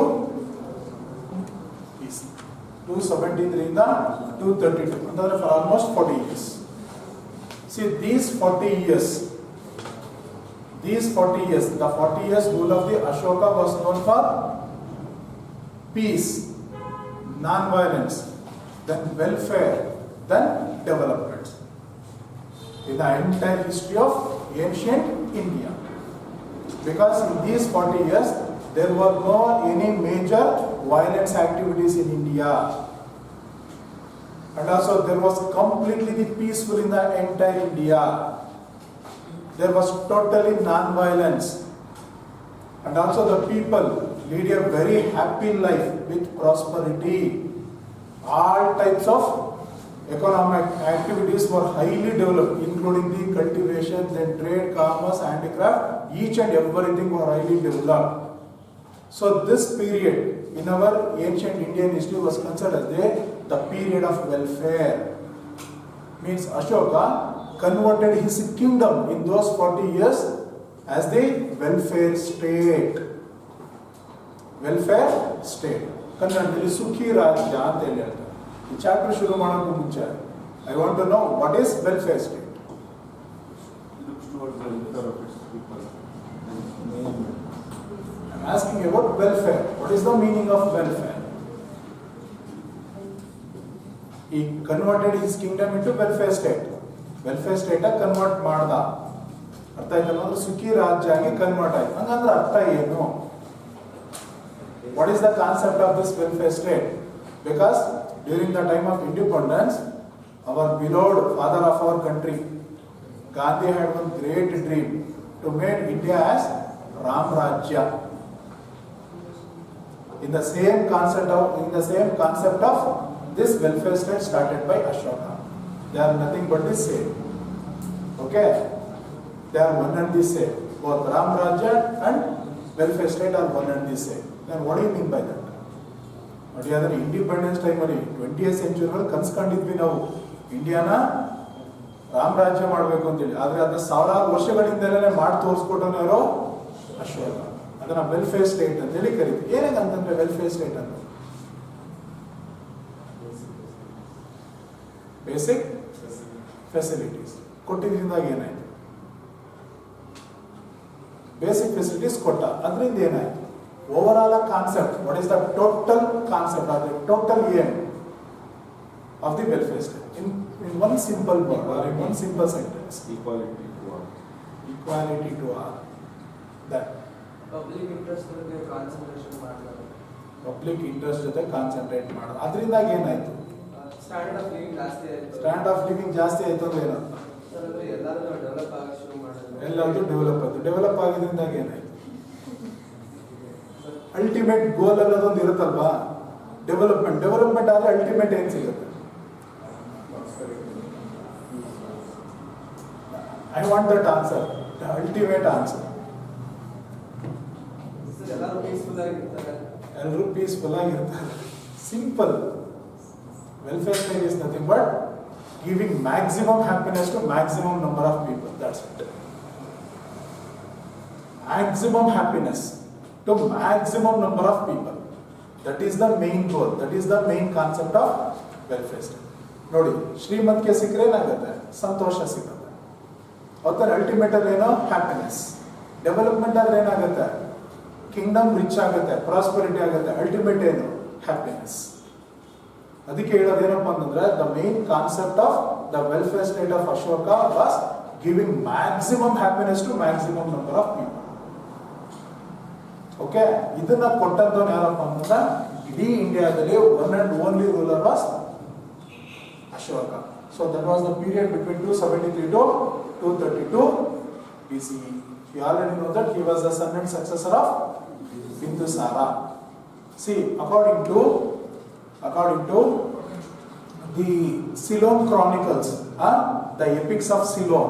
I already told that two Ceylon epics. One was Deepa Vamsha and as well as Maha Vamsha. See, these two gave some importance to the early life of Ashoka. See, we don't know anything about the family life of Bindusara. According to these two books, Deepa Vamsha and Mahavamsha, Bindusara had totally 100 sons. Okay, but it was not accepted by our history. Just keep it in mind. Because Deepa Vamsha and Mahavamsha, they are not the historical books. They are the religious books, holy books. If for example, Ramayana, Mahabharata, ಅದು books ಏನೆ. ಆದರೆ ಅದರಲ್ಲಿ ಇರೋದನ್ನ ನಾವು history accept ಮಾಡ್ಕೊಂಡಿದ್ಯಾ? ನಾವು ಮೌರ್ಯಾಸ್ ಬಗ್ಗೆ ಓದ್ತೀವಿ, ಬರೀ ಒಂದು ಹಿಂಟ್ಸ್ ಕೊಡ್ತೀವಿ ಅಷ್ಟೇನೆ. ಏನೋ ವಿಡೋ ಸಿಸ್ಟಮ್ ಇತ್ತು, ಪ್ರಾಸ್ಟಿಟ್ಯೂಷನ್ ಇತ್ತು, ಮತ್ತೆ ಏನ್ ಹೇಳಿದ್ವಿ ನಾವು, ಏನೋ ಪಾಲಿಯಾಂಡ್ರಿ ಸಿಸ್ಟಮ್ ಅಂತ ಹೇಳಿದೆ. ನಿಮ್ಗೆ ಜ್ಞಾಪಕ ಇರ್ಬೋದು, ಮೋರ್ ದನ್ ಒನ್ ಹಸ್ಬೆಂಡ್. ಅದಕ್ಕೆ ಮಹಾಭಾರತದಲ್ಲಿ ಎಕ್ಸಾಂಪಲ್ ಸಿಗುತ್ತೆ ಅಂತ ಹೇಳಿದ್ವಿ. ಆದರೆ ಕಂಪ್ಲೀಟ್ ಮಹಾಭಾರತನ ನಾವು ಹಿಸ್ಟ್ರಿನಲ್ಲಿ ಓದಲ್ಲ. ಯಾಕೆ? They are considered as the religious books. ಧಾರ್ಮಿಕ ಗ್ರಂಥಗಳು ಅಂತ ಅಂದ್ಬಿಡ್ತೀವಿ. ಧರ್ಮನೇ ಬೇರೆ, ಹಿಸ್ಟ್ರಿನೇ ಬೇರೆ. ಹಾಗಾಗಿ ಧರ್ಮದಲ್ಲಿ ಒಂದ್ ರೀತಿ ಮಿರಾಕಲ್ಸ್, ದೇವರು ಏನೇನೆಲ್ಲ ಬಂದ್ಬಿಡುತ್ತೆ. ಕೃಷ್ಣನ್ ಬಗ್ಗೆ ಓದಿದ್ರೆ ಸಾಧ್ಯನಾ ಸಾರ್ ಅಂತಂತೀವಿ, ಗೊತ್ತಾನೆ? ಸಾಧ್ಯನೇ ಹಿಸ್ಟ್ರಿನಲ್ಲಿ ಅವೆಲ್ಲ. ಒಬ್ಬ ಆರ್ಡಿನರಿ ಮ್ಯಾನ್ ಹಂಗೆಲ್ಲ ಮಾಡಕ್ ಸಾಧ್ಯನಾ ಅಂದ್ರೆ ಗಾಡ್ ಅಂತ ಕನ್ಸಿಡರ್ ಮಾಡ್ಬಿಡ್ತೀವಿ.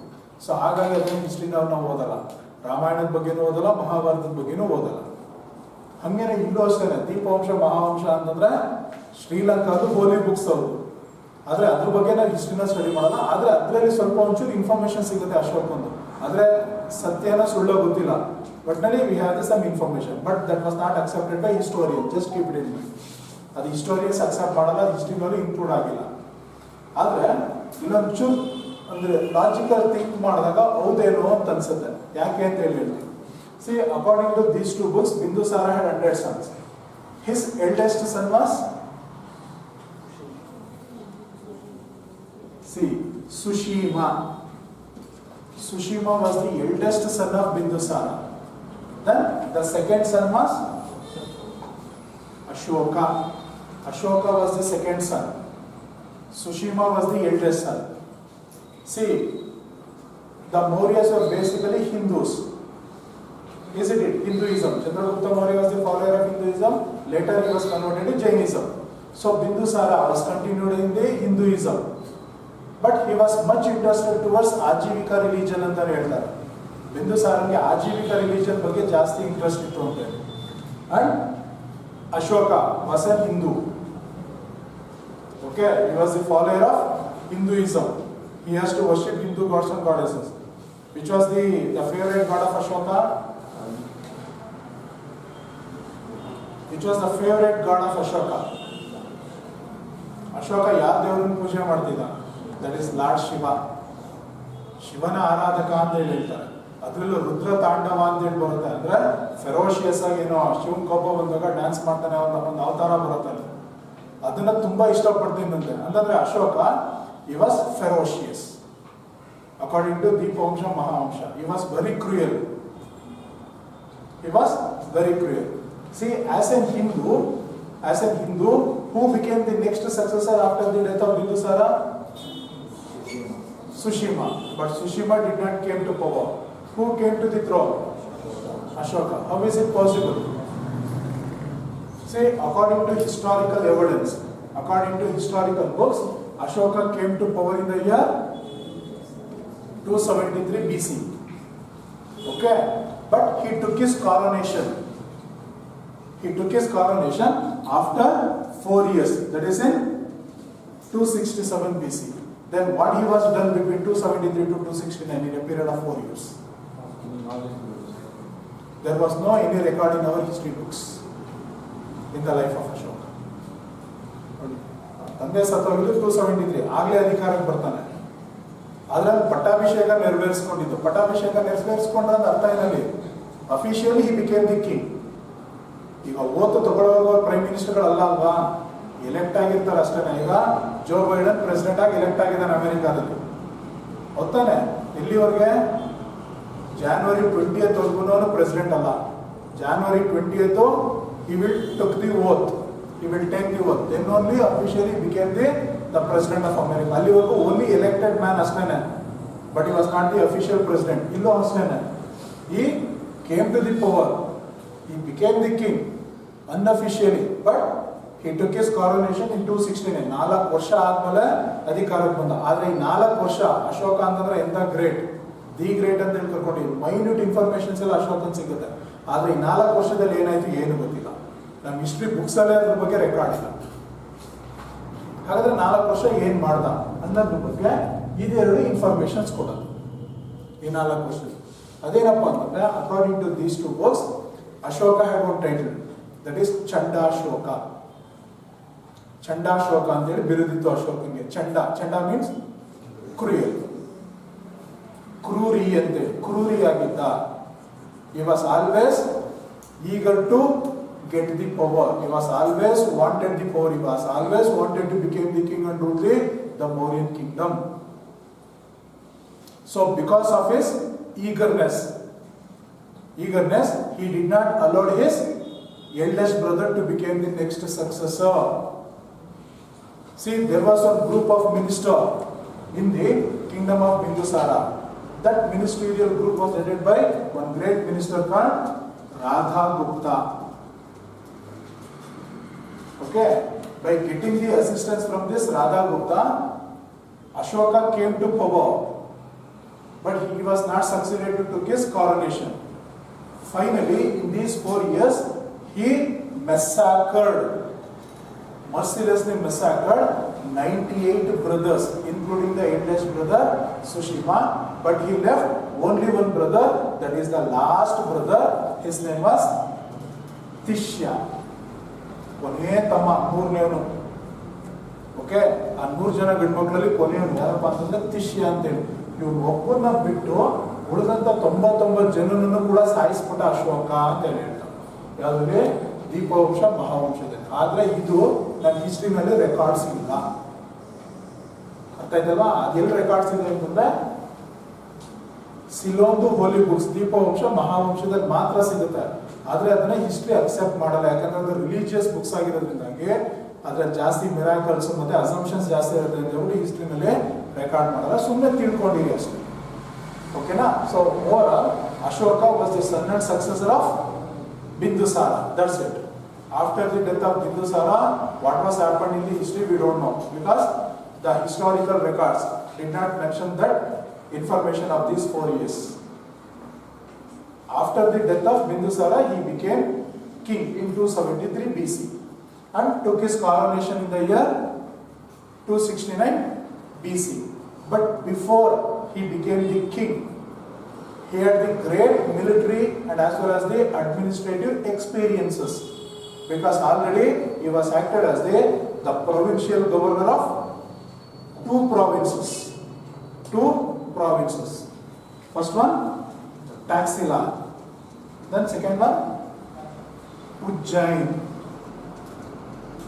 Okay, ಅಂದ್ರೆ ಇವನು ಕಿಂಗ್ ಆಗೋಕ್ಕೂ ಮುಂಚೆನೆ 2 ಪ್ರಾವಿನ್ಸ್ ಗವರ್ನರ್ ಆಗಿ ವರ್ಕ್ ಮಾಡಿದ ಅಶೋಕ. ಫಸ್ಟ್ ಇಲ್ಲಿ ಟ್ಯಾಕ್ಸಿಲಾದಲ್ಲಿ ಹೇಳಿದ ನನ್ನ ತಂದೆಯನ್ನು ಅಪಾಯಿಂಟ್ ಮಾಡಿ ರಿವೋಲ್ಟ್ ಅನ್ನ ಸಪ್ರೆಸ್ ಮಾಡಿಸ್ದ ಅಂತ ಹೇಳಿ. ಅದಾದ್ಮೇಲೆ ಅಧಿಕಾರಕ್ಕೆ ಬಂದಲ್ಲ ಅಂದ್ರೆ ಬಿಂದುಸಾರ ಸತ್ತೋದ್ನಲ್ಲ, ಅವಾಗ ಅಶೋಕ ಎಲ್ಲಿರ್ತಾನೆ ಅಂತಂದ್ರೆ ಉಜ್ಜಯಿನಲ್ಲಿ ಇರ್ತಾನೆ. ಅಂತಂದ್ರೆ at the time of the death of Bindusara he was the provincial governor of Ujjain province. ಅಂದ್ರೆ ಎರಡು ಕಡೆ ಪ್ರಾವಿನ್ಸ್ ಗವರ್ನರ್ ಆಗಿದ್ದ, ಫಸ್ಟ್ ಟ್ಯಾಕ್ಸ್ ಎಲ್ಲ ಮತ್ತೆ ಇನ್ನೊಂದು Ujjain. When he was acted as the provincial governor of Ujjain, according to historical books, according to history records, Ashoka fell in love with one famous lady. She was the daughter of the famous trader. Her name was Mahadevi. Means Ashoka had totally 4 queens. 4 ಜನ ರಾಣಿಯರಿದ್ದಂತೆ ಅಶೋಕನಿಗೆ. Mahadevi. Then, what were the other names of the queens of Ashoka?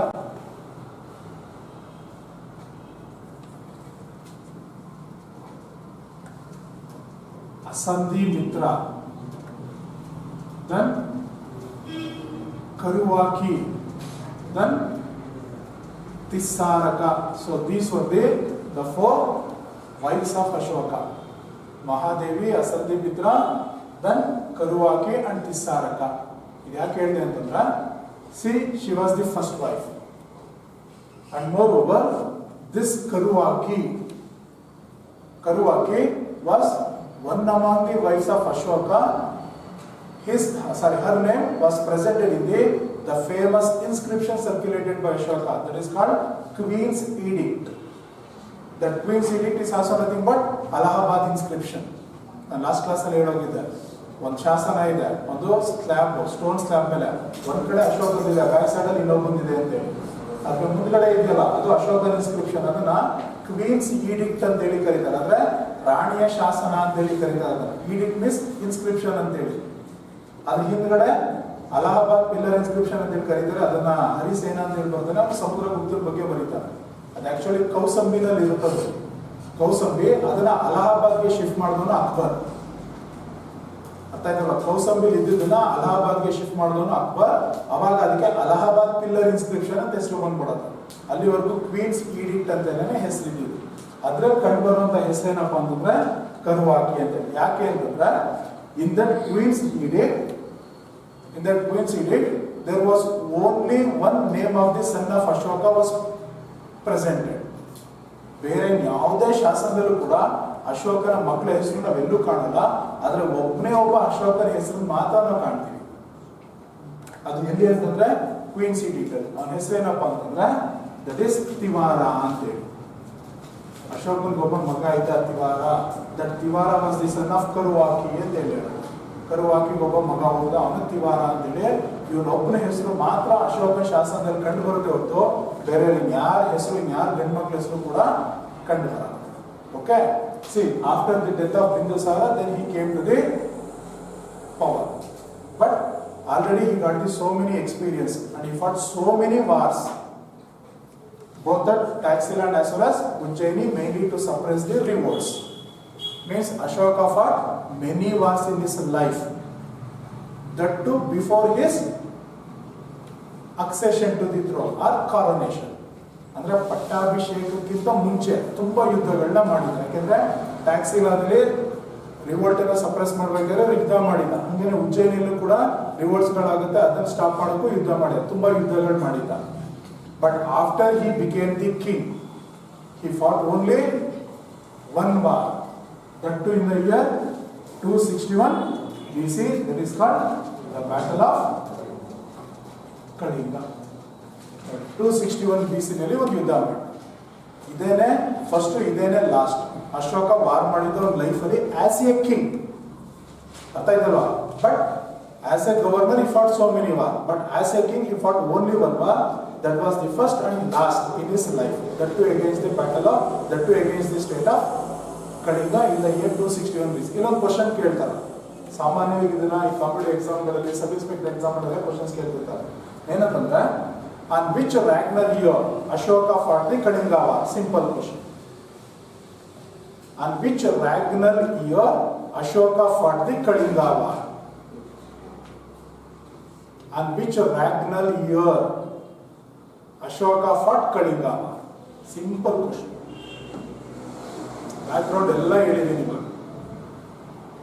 Ashoka ಅಧಿಕಾರ ಬಂದ ತಕ್ಷಣ first event ಶುರುವಾಗದೆ ಇಲ್ಲಿಂದಾನೇ ಅವ್ರ history ಶುರುವಾಗುತ್ತೆ, ಕಳಿಂಗ ವಾರಿಂದ. ಈಗ ಅದ್ರದ್ದು back ground ಎಲ್ಲ ಹೇಳಿದೆ. ಇಲ್ಲೊಂದು ಸಿಂಪಲ್ ಕ್ವಶನ್ ಕೇಳ್ತೀನಿ, ಆನ್ಸರ್ ಏನಿದೆ? ಆನ್ಸರ್ ಒಂದು 4 ಆಪ್ಷನ್ಸ್ ಕೊಡ್ತೀನಿ, ಹೇಳಿ ನೋಡೋಣ. Okay, 16 years, 13 years, 12 years, 8 years. Option 8 years. How?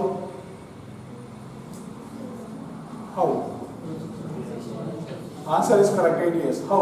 What do you say? See, officially he became the king in 269 BC.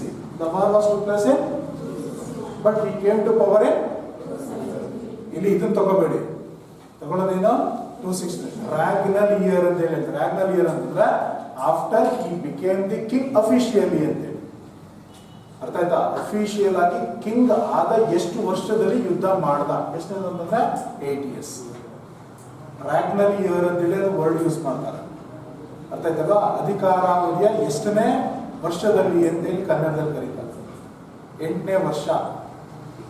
ಅಧಿಕಾರ ಬಂದು 273 ಆದ್ರೆ 12 years ಆಗ್ಬಿಡುತ್ತೆ, ಅದು ರಾಂಗ್ ಆಗುತ್ತೆ.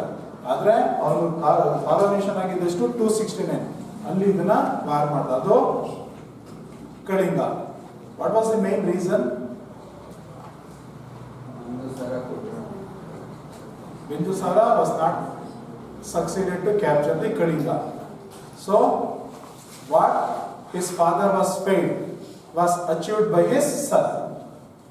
ತಂದೆ ಯಾವ್ದಾದ್ರು ಫೇಲ್ಯೂರ್ ಆದ್ರೆ ಅದನ್ನ ಅಚೀವ್ ಮಾಡಿದ್ಯಾರೋ ಮಗ ಅಶೋಕ. ಸೊ ಹಂಗೊಂದು ಏಮ್ ಇತ್ತು, ವಶಪಡಿಸ್ಕೊಂಡು. Then what was the other main aim? What was the other important causes for capturing the Kalinga, for this battle of Kalinga by Ashoka? ಇನ್ನೇನು ರೀಸನ್ಸ್ ಇರ್ಬೋದು? Kalinga means the modern Orissa. Isn't it? Which was the capital of Ashoka? Pataliputra. That is in Bihar. Towards the south of Bihar, there is one state called Orissa. That is Kalinga. Means Kalinga was very near to his capital, but that remained independent. That remained independent. It was not tolerated by Ashoka. ತನ್ನ ಸಾಮ್ರಾಜ್ಯದ ರಾಜಧಾನಿ ಪಕ್ಕದಲ್ಲೇ ಇನ್ನೊಂದು Kingdom ಇರೋದು ಇಷ್ಟ ಆಗಲಿಲ್ಲ. ನೋಡಿ, ಇಡೀ ಇಂಡಿಯಾ ಅವನ ಕಂಟ್ರೋಲ್ ಅಲ್ಲಿ ಇತ್ತು, including Kashmir. There was one book that is called Raja Tarangini, written by Kalhana. ನಾನು ಲಾಸ್ಟ್ ಕ್ಲಾಸಲ್ಲಿ ಹೇಳೋಗಿದ್ದೆ. It was the first historical book ಅಂತ ಹೇಳಿ. See that book completely deals about the kingdoms of Kashmir. According to that book it says that even Kashmir became the part and parcel of Ashoka. ಆ ಕಾಶ್ಮೀರ್ನು ಕೂಡ Ashoka capture ಮಾಡ್ಕೊಂಡಿದ್ದ.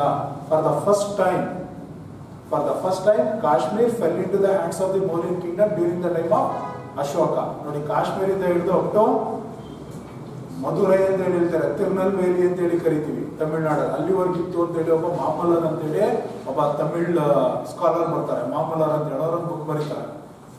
ಅದ್ರ ಪ್ರಕಾರ ಕಾಶ್ಮೀರಿಂದ ಹಿಡಿದು ತಿರುನಲ್ವೇಲಿವರೆಗೂ, ತಮಿಳ್ನಾಡು ಅಂದ್ರೆ ನಮ್ಮ ಕರ್ನಾಟಕ ಹೋಗಿ ಕೊನೆಗೆ ತಮಿಳ್ನಾಡ್ದು ತಿರುನಲ್ವೇಲಿವರೆಗೂ ಕೂಡ ಕಿಂಗ್ಡಮ್ ಎಕ್ಸ್ಟೆಂಡ್ ಆಗಿತ್ತು. ಆದ್ರೆ ಒಂದು ಮಾತ್ರ ಬಿಟ್ಟು, ಯಾವುದೋ ಕಳಿಂಗ. ಕಳಿಂಗ ಎಲ್ಲಿದೆ? ಪಕ್ಕದಲ್ಲೇ ಇದೆ. ಈಗ ಬಿಹಾರ್ ಕಡೆಯಿಂದ ಸೌತ್ ಇಂಡಿಯಾಗೆ ಬರ್ಬೇಕಂತಂದ್ರೆ ಯಾವ ಕಡೆಯಿಂದ ಬರಬೇಕು? Through the state of Kalinga. Okay, ಬಿಹಾರಿಂದ ಒರಿಸ್ಸಾಗೆ ಬಂದ್ರೆ ನೆಕ್ಸ್ಟ್ ಆಂಧ್ರದಿಂದ ಈ ಕಡೆ ಬರ್ಬೇಕು. ಯಾಕಂದ್ರೆ ಹಂಗೆ ಬರೋಕ್ಕಾಗಲ್ಲ, ಅಲ್ಲಿಂದ ಮಧ್ಯದಲ್ಲಿ ಥಿಕ್ ಫಾರೆಸ್ಟ್ ಬಂದ್ಬಿಡುತ್ತೆ, ಕ್ರಾಸ್ ಮಾಡೋದು ಕಷ್ಟ. ಹಾಗಾಗಿ ಇಲ್ಲಿ ಬರ್ಬೇಕಂತಂದ್ರೆ ಮೇನ್ ಏನ್ ಬೇಕು ಅವ್ರಿಗೆ? ಕಳಿಂಗ ಬೇಕು ಅಂತಂದ್ರೆ Kalinga was in the key position of the Mauryan Kingdom to enter into the South India and also to develop the trade or to doing the business with the southern people. ಅರ್ಥ ಆಯ್ತಲ್ಲ? ಕನ್ನಡದಲ್ಲಿ ಒಂದು ವರ್ಡ್ ಯೂಸ್ ಮಾಡ್ತಾರೆ ತುಂಬಾ ಚೆನ್ನಾಗಿ, ಆಯಾಕಟ್ಟಿನ ಪ್ರದೇಶ ಅಂತ ಹೇಳಿ ಕರೀತಾರೆ. ಅಂದ್ರೆ ಒಂದು ಕೀ ಪೊಸಿಷನ್ ಅಲ್ಲಿ ಸೇರ್ಕೊಂಡ್ಬಿಡ್ತಾವ ಪ್ಲೇಸ್ ಅದು, ಕೀ ಪ್ಲೇಸ್. ಇಡೀ ಸೌತ್ ಇಂಡಿಯಾಗೆ ಬರ್ಬೇಕಂತಂದ್ರೆ ಅದು ಬಂದ್ಬಿಟ್ಟೇ ಬರಬೇಕು. ಟ್ರೇಡ್ ಮಾಡ್ಬೇಕಂದ್ರೆ ಆ ಕಡೆಯಿಂದಾನೇ ಮಾಡಬೇಕು.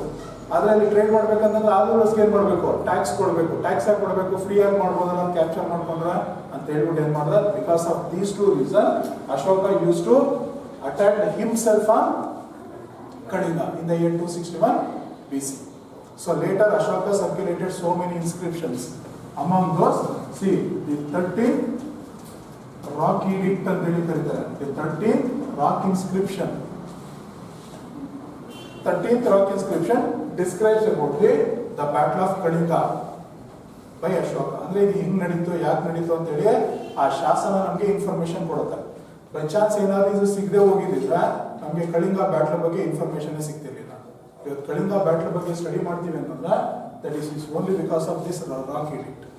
It was the main source to know about the battle of Kalinga done by Ashoka in the year 261 BC. Okay, Ashoka himself attacked on Kalinga. That was a very small and very prosperous kingdom, very near to Pataliputra, and it was situated between two rivers, Godavari and Mahanadi or Suvarnarekha, one of the tributary of river Mahanadi. He himself attacked, declared war. There was some great fighting was took place. So here also there were so many negative points in our history. Not even one historical record did not mention the name of the Kalinga ruler. ಅವಾಗ ಯಾರಿದ್ದ ಇದುವರೆಗೂ ಗೊತ್ತಿಲ್ಲ. Kalinga Kingdom ಮೇಲೆ ಮಾಡಿದ ಅಷ್ಟೇನೆ. ಅಲ್ಲೊಂದು Kingdom ಇದೆ ಅಂದ್ರೆ ಒಬ್ಬ ರಾಜ ಇರಲೇಬೇಕು. ಆ ರಾಜ ಯಾರು ಹಿಸ್ಟ್ರಿನಲ್ಲಿ ನಮಗೆ ರೆಕಾರ್ಡ್ ಸಿಗಲ್ಲ, ಇನ್ಫಾರ್ಮೇಶನ್ ಸಿಗಲ್ಲ. ಒಟ್ನಲ್ಲಿ ಕಳಿಂಗ ಸ್ಟೇಟ್ ಮೇಲೆ ವಾರ್ ಮಾಡ್ದ. ಈ ವಾರಲ್ಲಿ ಏನಾಯ್ತು ಎಲ್ರಿಗೂ ಗೊತ್ತಾಯಿದೆ. ಏನೋ nearly means Ashoka won the war. Ashoka was succeeded to defeat the Kalinga army. Nearly 1 lakh soldiers, both from the sides of Ashoka and as well as Kalinga, they were mercilessly killed. More than 150,000 soldiers, they became captive, and equal number of soldiers were seriously wounded. Means there was the large scale bloodshed, large scale killings, and as well as the destruction of both the human life, animal life, and as well as the property. ಎಲ್ಲ ನಾಶ ಆಯಿತು. ಎಷ್ಟೋ ಜನ ಮಕ್ಕಳು ತಂದೆ ತಾಯಿಗಳನ್ನ ಕಳ್ಕೊಂಡ್ರು, ತಂದೆ ತಾಯಿಗಳು ಮಕ್ಕಳನ್ನ ಕಳ್ಕೊಂಡ್ರು, ಕೈಗಳನ್ನ ಕಳ್ಕೊಂಡ್ರು, ಕಾಲುಗಳನ್ನ ಕಳ್ಕೊಂಡ್ರು, ಅನಾಥರಾದ್ರು, ರಕ್ತಪಾತ ಆಯಿತು, ರಕ್ತ ಒಂದು ರೀತಿ ಕಾಲುವೆ ಥರ ಹರಿತಾ ಇತ್ತು. ಅದೆಲ್ಲ ಘಟನೆನ ನೋಡ್ತಾನೆ ಅಶೋಕ. ನೋಡಿ ಇಮ್ಮಿಡಿಯೇಟ್ ಆಗಿ ಏನು ಮಾಡ್ದ? So immediately by seeing that horrible picture, Ashoka decided to give up the war. Means he took an oath not to wage any war in future, because immediately he came to know that there was no any use of waging the war. These wars were took place only because of the selfishness of the two rulers. ಯುದ್ಧ ಅಂತಂದ್ರೆ ಇಬ್ರು ಸ್ವಾರ್ಥಕ್ಕೋಸ್ಕರ ನಡೆಯುವಂಥದ್ದು. ಇದರಿಂದ ಏನು ಪ್ರಯೋಜನ ಇಲ್ಲ, ನಾನು ಇನ್ನು ಮುಂದೆ ಯುದ್ಧ ಮಾಡಲ್ಲ ಅಂತ ಹೇಳ್ಬಿಟ್ಟು ಏನು ಮಾಡೋದು, ಇಮಿಡಿಯೇಟ್ ಆಗಿ ಒಂದು ಓತು ತಗೊಂಡ. ಸೊ ದಟ್ ಬಿಕೇಮ್ ಏನಾಯ್ತಲ್ಲಿ the first and the last war in the life of Ashoka as a king. So immediately he took an oath. There was one drum that is called Bheri Ghosh was stopped to beat and then it was a name of a drum which was used during the time of the battle of Kalinga. ಈ drum ಬಾರಿಸ್ತಾರಲ್ಲ, ಈಗ ಮಹಾಭಾರತದಲ್ಲಿ ನೋಡ್ತೀವಿ, ಏನಾದ್ರು ಶಂಖ ಊದ್ತಾರೆ ಅಂತ ಹೇಳಿದ್ರೆ ಆ ಶುರುವಾಗೋದಕ್ಕೆ end ಆಗೋದಕ್ಕೆ. ಹಂಗೇನೆ ಮುಂಚೆ ಇದ್ರಲ್ಲಿ ಏನ್ ಮಾಡಿದ್ರು, ಡ್ರಮ್ ಬಾರಿಸ್ತಾರಂತ ಜೋರಾಗಿ. ಆ ಡ್ರಮ್ ಹೆಸರು ಏನಪ್ಪಾ ಅಂತಂದ್ರೆ ಬೇರಿ ಘೋಷ್ ಅಂತೇಳಿ. ಸೊ ದ ಡ್ರಮ್ ಬೇರಿ ಘೋಷ್ ಸ್ಟಾಪ್ ಇಟ್ಸ್ ಬೀಟ್ ಅಂತಂದ್ರೆ ಅದು ಬಡಿಯೋದು ಅವತ್ತು ನಿಲ್ಲಿಸ್ತು. ಇನ್ ಮುಂದೆ ಅದು ನಡೀಲೇ ಇಲ್ಲ ಅಶೋಕನ್ ಲೈಫ್ ಅಲ್ಲಿ. So here Ashoka won the war and gave up the war. See, in the history we have these so many evidences of giving up the war by the rulers after their defeat. But here Ashoka became the first ruler in the entire world history who gave up the warfare after winning the war. ಅರ್ಥ ಆಯ್ತು ಅಂತ ಅನ್ಕೋತೀವಿ. ತುಂಬಾ ಜನ ಯುದ್ಧ ಮಾಡೋದು ಬಿಟ್ಬಿಡೋರೆ ಯಾವಾಗ, ಯುದ್ಧದಲ್ಲಿ ಸೋತ ಮೇಲೆ. ಆದ್ರೆ ಯುದ್ಧದಲ್ಲಿ ಗೆದ್ರು ಕೂಡ ಯುದ್ಧ ಮಾಡೋದು ಬಿಟ್ಟಂತ ಫಸ್ಟ್ ರೂಲರ್ ಇಡೀ ವರ್ಲ್ಡ್ ಅಲ್ಲಿ ಯಾರಪ್ಪ ಅಂತಂದ್ರೆ ಅಶೋಕ. ನೆಕ್ಸ್ಟ್ ಬಿಟ್ಟಿರ್ಬೋದು, ಆದ್ರೆ ಫಸ್ಟ್ ರೂಲರ್ ಯಾರೋ ಅಶೋಕ. ಏನಕ್ಕೆ ಅಷ್ಟೊಂದು ಗ್ರೇಟ್ ಆದ ಅಂತಂದ್ರೆ ಇದು ಕೂಡ ಒಂದು ರೀಸನ್ ಅಂತೇಳಿ ಕರಿತೀವಿ. Ashoka became that much of great because gave up the war after winning the war. That was happened in the battle of Kalinga. See, after the battle of Kalinga, then the Bheri Ghosh was the start. And also Ashoka stopped that is Digvijaya. He took an oath to stop the Digvijaya. So instead of the Digvijaya, then Ashoka started that is Dharma Vijaya. What is the meaning between Digvijaya and Dharma Vijaya? He stopped Digvijaya and started Dharma Vijaya. Digvijaya means winning the territory or winning the kingdom or winning the people only by waging war. Dharma Vijaya, winning the people not by fighting or war but by heart. That is called Dharma Vijaya. ಅಂದ್ರೆ ಇನ್ಮುಂದೆ ಜನರನ್ನ ಗೆಲ್ಲಬೇಕು, ಯುದ್ಧ ಮಾಡಲ್ಲ, ಯಾವ್ದ್ರ ಮೂಲಕ ಅವ್ರ ಮನಸ್ಸನ್ನ ಗೆದ್ದವರು ಹೃದಯವನ್ನ ಗೆದ್ಬಿಟ್ಟು ಅವ್ರು ಗೆಲ್ಲಬೇಕು ಅಂತ ಹೇಳ್ಬಿಟ್ಟು ಒಂದು ಹೊಸ ಪಾಲಿಸಿನ ಅಪ್ಲೈ ಮಾಡ್ತಾನೆ, ಅದನ್ನೇ ಧರ್ಮ ವಿಜಯ ಅಂತೇಳಿ ಕರ್ಕೋತೀವಿ. Okay, see immediately after this war Ashoka slightly showed more interest towards Buddhism. Okay, then he came to contact with one boy monk, Buddhist monk. He was called Upagupta. Sometimes he was also called as Nigrodha ಅಂತಲೂ ಕೂಡ ಕರೀತಾರೆ. ಈಗ Upagupta R ನಿಗ್ರೋಧ ಅಂತ ಎರಡು ಹೆಸರು ಬರುತ್ತೆ. ಒಬ್ಬ ಚಿಕ್ಕ ಹುಡುಗ, ಒಬ್ಬ ಚಿಕ್ಕ ಬೌದ್ಧ ಸನ್ಯಾಸಿ, ಅವನಿಂದ ಪ್ರಭಾವಿತನಾಗಿ ಅಶೋಕ ಏನಾದ, then he gave up Hinduism and converted to Buddhism. Means Ashoka embraced Buddhism, accepted Buddhism or received Buddhism by the influence of a boy Buddhist monk, either Upagupta or Nigrodha. Got it? After he became the Buddhist or after he became the follower of Buddhism, then Ashoka took so many steps for the spread of Buddhism. Just listen here, Ashoka did not going to teach the principles of Buddha. Just keep it in mind. Because immediately after the battle of Kalinga, Ashoka started to teach his Dhamma. That is called Dhamma of Ashoka ಅಂತ ಹೇಳಿ ಕರೀತಾರೆ. This Dhamma of Ashoka is entirely different from that of Buddhism. ಇಲ್ಲಿ ಒಂಚೂರು confusion ಶುರು ಆಗುತ್ತೆ. Ashoka ಬುದ್ಧಿಸಮ್ನ teach ಮಾಡಕ್ ಹೋಗ್ಲಿಲ್ಲ. ಬುದ್ಧನ ಟೀಚಿಂಗ್ಸ್ ಏನಿದೆ ಅದನ್ನು ಸ್ಪ್ರೆಡ್ ಮಾಡ್ದ ಅಷ್ಟೇನೆ. ಆದ್ರೆ ಅದ್ರ ಜೊತೆಗೆ ತಂದೆ ಆದಂತ ಕೆಲವು ಪ್ರಿನ್ಸಿಪಲ್ಸ್ಗಳನ್ನ ಟೀಚ್ ಮಾಡ್ತಾರೆ. ಅರ್ಥ ಆಯ್ತಾ? ಒಂದು ಹೊಸ ಪ್ರಿನ್ಸಿಪಲ್ಸ್ ನ ಟೀಚ್ ಮಾಡ್ತಾರೆ. ಆ ಪ್ರಿನ್ಸಿಪಲ್ಸ್ ನ ನಾವೇನಂತ ಕರಿತೀವಿ?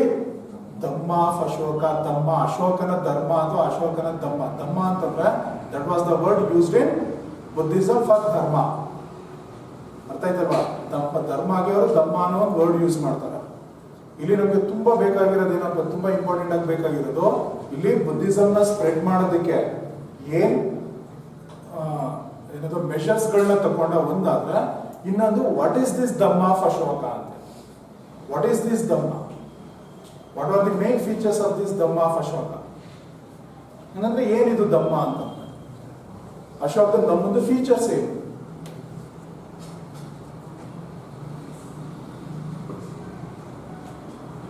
ಏನ್ ಹೇಳುತ್ತಾ ಇದು ಧಮ್ಮ? See, his 7 rock edict. Correct.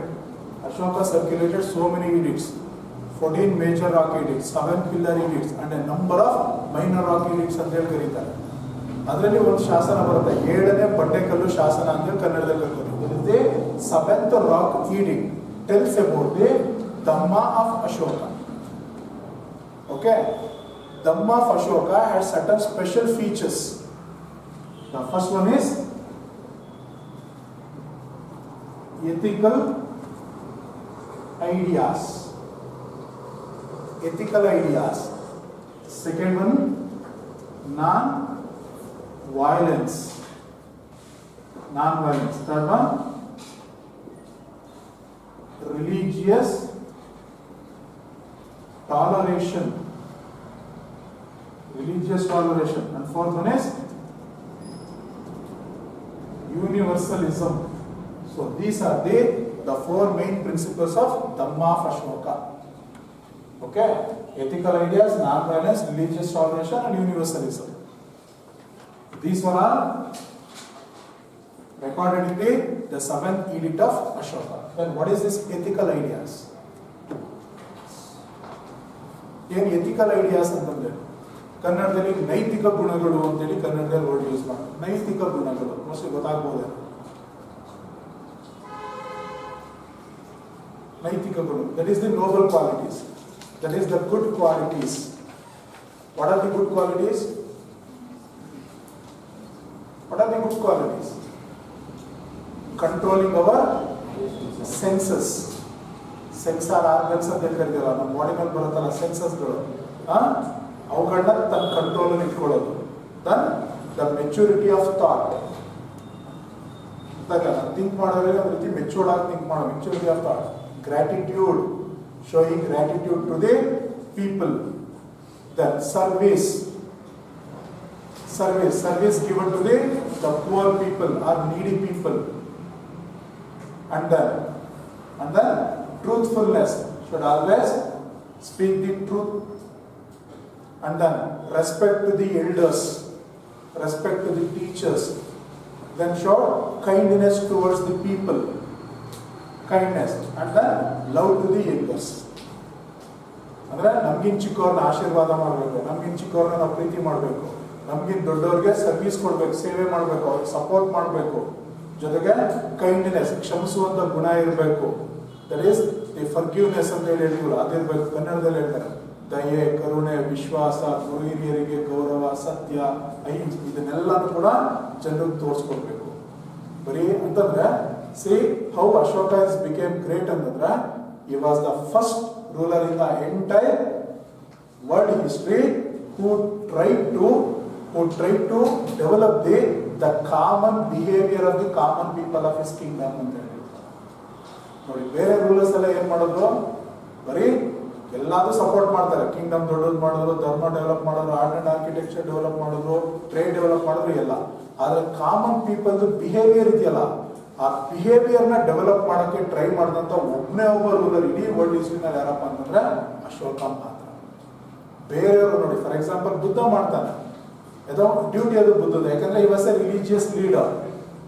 His main idea was to teach the noble qualities. But as a king, he took so many initiatives to develop or to improve the common behavior of the people. Means he started to teach what is kindness. Why should we show kindness towards the other? What is service? What is support? What is gratitude? What is the maturity of the thought? ಅಂದ್ರೆ ಏನು, ಅದು ಏನಕ್ಕೆ ಬೇಕು, ಅದನ್ನ adapt ಮಾಡ್ಕೊಂಡು ಏನು advantages ಇದೆ, ಅದನ್ನ ಯಾವಾಗ ಯಾರಿಗೆ ಯಾವ ಟೈಮಲ್ಲಿ ತೋರಿಸ್ಬೇಕು ಅಂದ್ರೆ ಅದೆಲ್ಲ ಏನಾಯ್ತದೆ ಕಾಮನ್ ಬಿಹೇವಿಯರ್. ಈ ಕಾಮನ್ ಬಿಹೇವಿಯರ್ನ ಡೆವಲಪ್ ಮಾಡೋದಕ್ಕೆ ಮತ್ತೆ ಅದನ್ನ ಟೀಚ್ ಮಾಡೋದಂತ ಒಬ್ಬನೇ ಒಬ್ಬ ರೂಲರ್ ಅಂತಂದ್ರೆ ಅಶೋಕ. ಅದನ್ನೇ ನಾವೇನು ಹೇಳ್ತೀವಿ, ದಟ್ ಈಸ್ ಧಮ್ಮ ಅಂತ ಹೇಳ್ತಾರೆ. That is the ethical ideas. Then what is this? Non-violence. See, for the first time in the entire Indian history, Ashoka was strictly followed the non-violence. See, what we call Raja Tarangini, written by Kallana. He says that till the battle of Kalinga, in each and every day, the thousands of animals were massacred in the royal kitchen of Ashoka just for curries and then.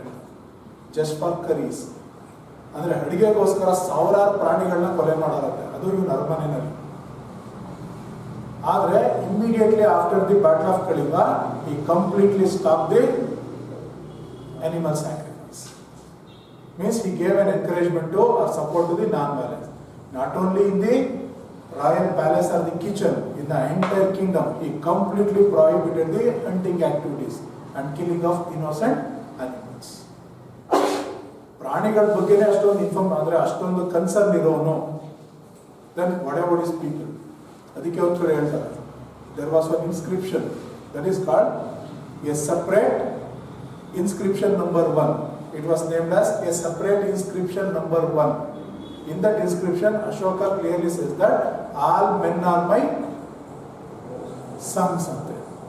All men are my sons in this kingdom. ಅಂದ್ರೆ ಇಡೀ ಸಾಮ್ರಾಜ್ಯದಲ್ಲಿರುವಂತ ಎಲ್ಲ ಜನ ನನ್ನ ಮಕ್ಕಳ ರೀತಿಯಲ್ಲಿ. ಅಂತಂದ್ರೆ he took care of each and every member of his kingdom as his own sons. ತನ್ನ ಮಗನ ರಾಜ ಹೆಂಗ್ ನೋಡ್ಕೋತಾನೋ ಹಂಗೇನೆ ಇಡೀ ಸಾಮ್ರಾಜ್ಯದಲ್ಲಿರುವಂತ ಎಲ್ಲಾ ಜನರನ್ನ ನೋಡ್ಕೊಂಡ. ಈ ಇನ್ಫಾರ್ಮೇಶನ್ ಕೊಡೋದು ಸಪ್ರೇಟ್ ಎಡಿಕ್ಟ್ ನಂಬರ್ 1 ಅಂತೇಳಿ ಕರೀತಾರೆ.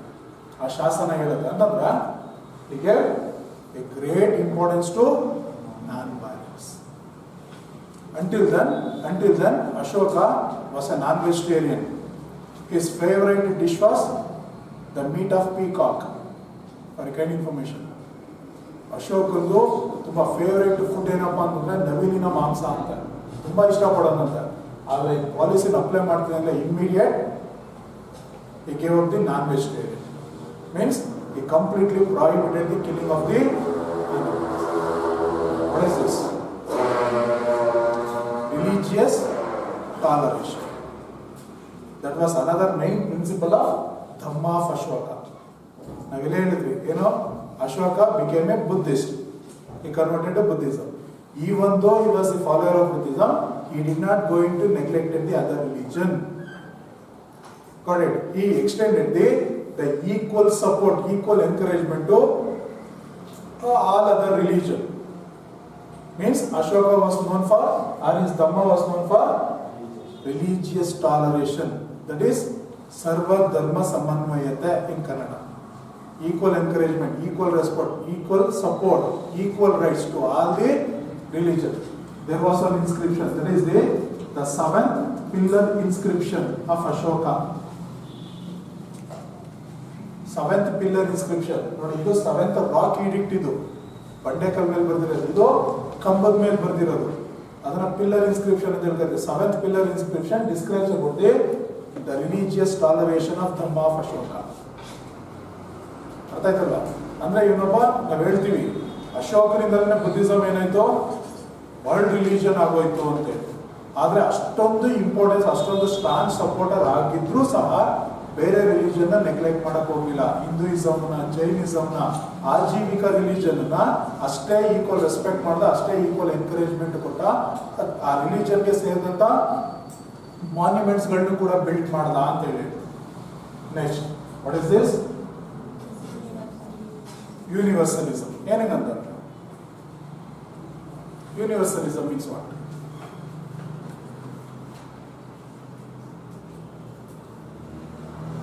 That is, Dhamma is not applicable to one country or one religion or one group of people. It was equally applicable to all people, all country, the people of all religions of the world. See, what he teach? Ethical codes. What he followed? Non-violence. What he showed? Religious tolerance. ಅಂದ್ರೆ ಅದು ಬರೀ Buddhism ಮಾತ್ರ ಅಲ್ಲ, ಎಲ್ಲ ಧರ್ಮಗಳಿಗೂ ಅಂತಂದ್ರೆ ಹೇಳ್ತಾರೆ. It has no any national barriers. It has no any national barriers or caste barriers or class barriers or sex barriers. It was equally applicable to all sections of people, all creeds of people, all sects of people and all countries of the world, all religions to the world. That is called universalism. So this is the Dhamma of Ashoka. It was only because of teaching and spreading this Dhamma, Ashoka became the great in the entire Indian or in the world history ಅಂತ ಹೇಳಿ ಕರೀತೀವಿ. ಇದು Dhamma of Ashoka ಅಂತ ಹೇಳಿ ಕರೀತೀವಿ. ಇದ್ರ ಜೊತೆಗೆ ಏನ್ ಮಾಡ್ದ, ಬುದ್ಧಿಸಮ್ ನ ಸ್ಪ್ರೆಡ್ ಮಾಡೋದಕ್ಕೆ ಕೆಲವಾರು ಮೆಷರ್ಸ್ ಗಳನ್ನ ತಗೊಂಡ. ಹಾಗಾದ್ರೆ ಬುದ್ಧಿಸಮ್ ಸ್ಪ್ರೆಡ್ ಗೆ what were the measures taken by Ashoka?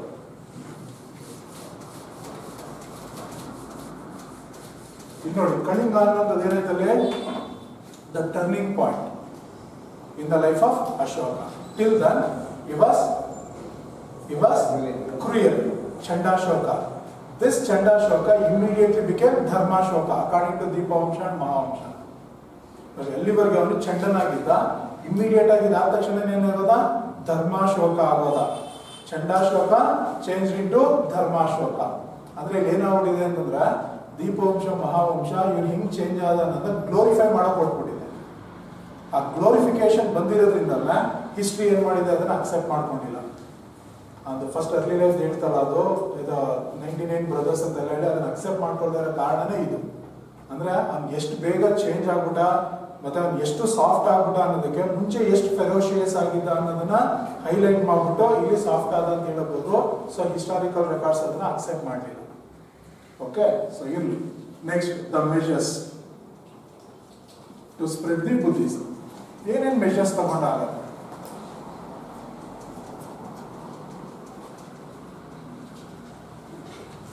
ತುಂಬಾ ಸಿಂಪಲ್ ಆಗಿದೆ, ಆದರೆ ತುಂಬಾ ಲೆಂತಿ ಕೂಡ ಬರುತ್ತೆ. First, immediately he visited the Buddhist holy places. Buddhist holy places ಏನ್ ಬರುತ್ತಾ ಎಲ್ಲಾನು ಫಸ್ಟ್ ವಿಸಿಟ್ ಮಾಡ್ತಾನೆ. ಬುದ್ಧಿಸ್ಟ್ ಹೋಲಿ ಪ್ಲೇಸಸ್ ಅಂದ್ರೆ ಗೊತ್ತು ತಾನೆ? The birth place of Buddha, to which kingdom Buddha was belong. Then Sanchi, Sarnath, Gaya, then Kosala. Got it? So these were the certain famous holy places of Buddhism. Firstly, he visited all those places. Then, not only visited, he also built the certain famous Buddhist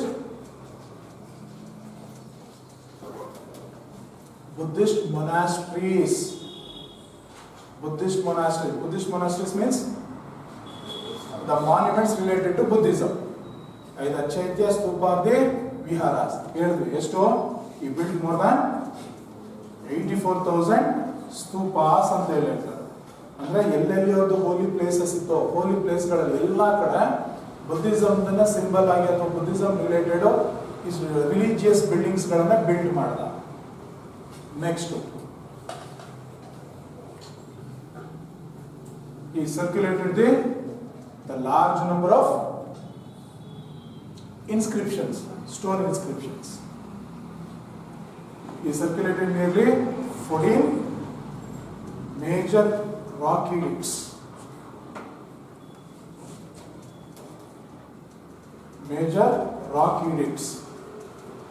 And then 7 pillar edicts. And then number of minor rock edicts. Circulation ಮಾಡಿದ. See, he engraved the simple teachings of Buddha on these inscriptions, and they were planted in each and every corner of his kingdom. ಅಂದ್ರೆ ಬುದ್ಧಂದು simple teachings ಏನ್ ಬರುತ್ತೆ ಅದನ್ನೆಲ್ಲ ಕಲ್ಲಿನ ಮೇಲೆ ಕೆತ್ತನೆ ಮಾಡಿಸ್ದ, ತಗೊಂಡೋಗಿ ಎಲ್ಲೆಲ್ಲಿ ಬೇಕು ಇಡೀ ಸಾಮ್ರಾಜ್ಯ ಸುತ್ತ ಅದನ್ನ ನಡೆಸ್ದ. Okay, see, in these inscriptions he used the different languages and also different scripts. Okay, the main script was used in this inscription was Brahmi script, and also Kharosthi, and as well as Aramaic. So these were the three scripts. Three scripts were mainly used in all those inscriptions, and also he used the different languages. And the main language ಯಾವುದು? ಅರ್ಧ Magadhi is the simplest form of Prakrit language.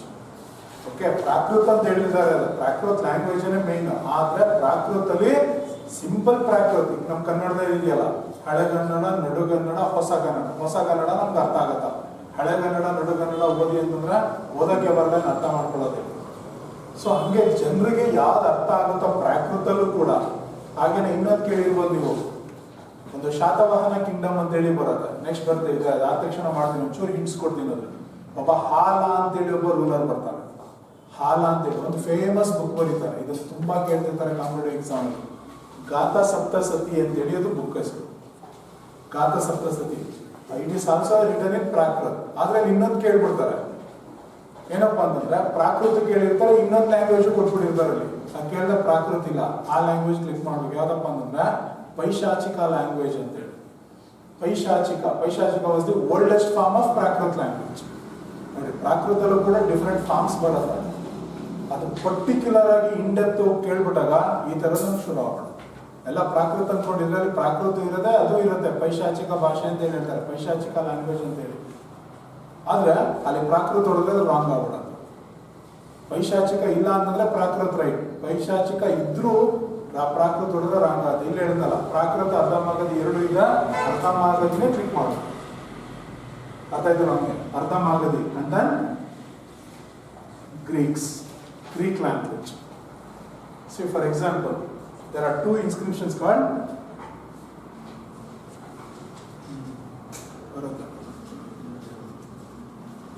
Manshera and as well as Shahbaz Gari. See, Manshera and Shahbaz Gari. These two inscriptions. ಒಂದು ತಿಳ್ಕೊಳ್ಳಿ, ಇನ್ಸ್ಕ್ರಿಪ್ಷನ್ಸ್ಗಳಿಗೆ ನಿಮ್ಗೆ mostly ಗೊತ್ತಿಲ್ಲ ಅಂತ ಅನ್ನೋದು ಅದು ಗೊತ್ತಿರ್ಬೋದು. ಯಾವ ರೀಜನಲ್ಲಿ ಇನ್ಸ್ಕ್ರಿಪ್ಷನ್ ಸಿಗುತ್ತೋ ಅದೇ ರೀಜನ್ ಹೆಸರಿಟ್ಟಿರ್ತಾರೆ, ಗೊತ್ತಲ್ವಾ? For example Malavalli inscription, because that inscription was discovered at Malavalli. Shravana Belagola inscription, Maski inscription, Hampi inscription, okay, Belur inscription, Talakadu inscription. ಅಂತಂದ್ರೆ that inscription was named after the place in which that was discovered.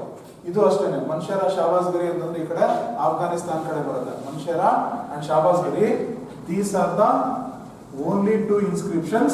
They were written by using the Kharoshti script. Okay, Kharoshti ನಲ್ಲಿ. ಹಾಗೇನೆ ಇನ್ನೊಂದು ಬರುತ್ತೆ, the inscription of Taxila. Inscription of Taxila and then Kandahar.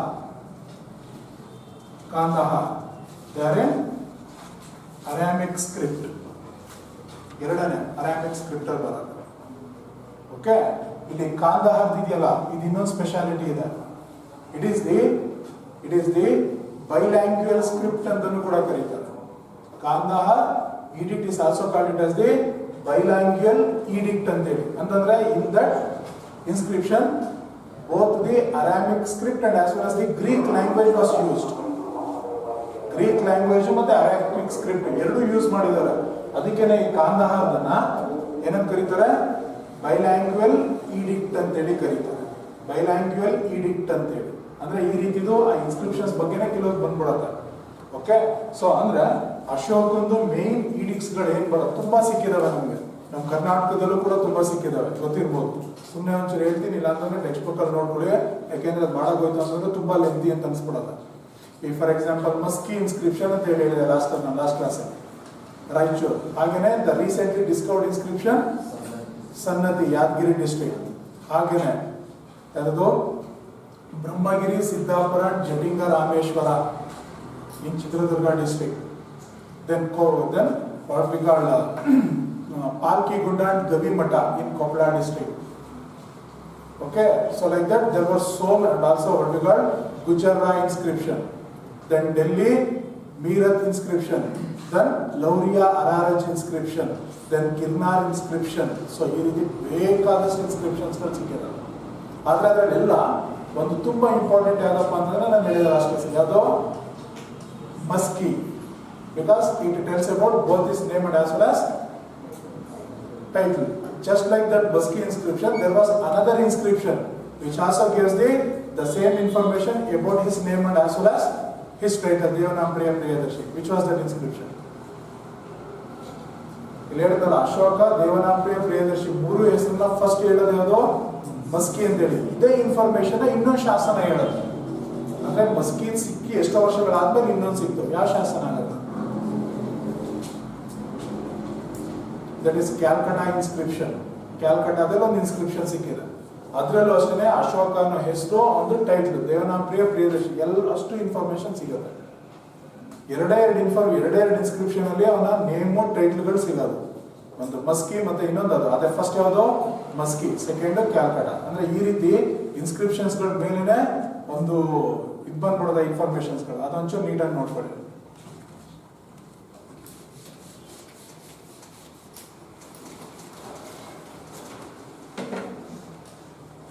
So next, see, in order to teach or in order to spread his Dhamma and as well as to spread Buddhism, he appointed the special officers. They are called as Dharma Maha Matras. See, he was the only one ruler in the entire world history who appointed the ministers just to develop the common behavior of the common people. Those ministers, they were known as Dharma Mahamatras. Sometimes they were called it as the ministers of righteousness ಅಂತೇಳಿ ಕರೀತಾರೆ. ಧರ್ಮ ಮಹಾಮಾತ್ರಾಸ್, the ministers of righteousness. ಇವ್ರದ್ದು duties ಬರುತ್ತೆ, ತುಂಬ duties ಬರುತ್ತೆ. ಇವತ್ತಾಗಲ್ಲ, next ಕ್ಲಾಸಲ್ಲಿ ಮಾಡ್ತೀನಿ. ಇವ್ರ ಮೈನ್ ಡ್ಯೂಟೀಸ್ ಏನು, ಇವ್ರ ಮೈನ್ ಡ್ಯೂಟೀಸ್ ಯಾವುದು, ಇವ್ರ ಮೈನ್ ಡ್ಯೂಟೀಸ್ ಅಂತ ಏನು ಹೇಳುತ್ತೆ ಅನ್ನೋದನ್ನೆಲ್ಲ ನೆಕ್ಸ್ಟ್ ಕ್ಲಾಸಲ್ಲಿ ಹೇಳ್ತೀನಿ. ಸಿ ಧರ್ಮ ಮಹಾಮಾತ್ರಾಸ್. ಅಲಾಂಗ್ ವಿತ್ ದಿಸ್ ಧರ್ಮ ಮಹಾಮಾತ್ರಾಸ್, he also appointed the certain other ministers like Rajukas, then Yuktas, then Pradeshikas, then Prativedakas, then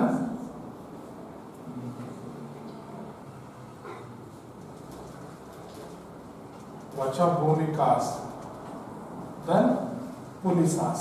So these were the certain other ministers appointed by Ashoka to spread and to teach his Dhamma and as well as to spread the Buddhism. Along with this Dharma Mahamatras, he also appointed the certain women officers just to do the same duties of Dharma Mahamatras. They are called it as Stri Adhyaksha Mahamatras.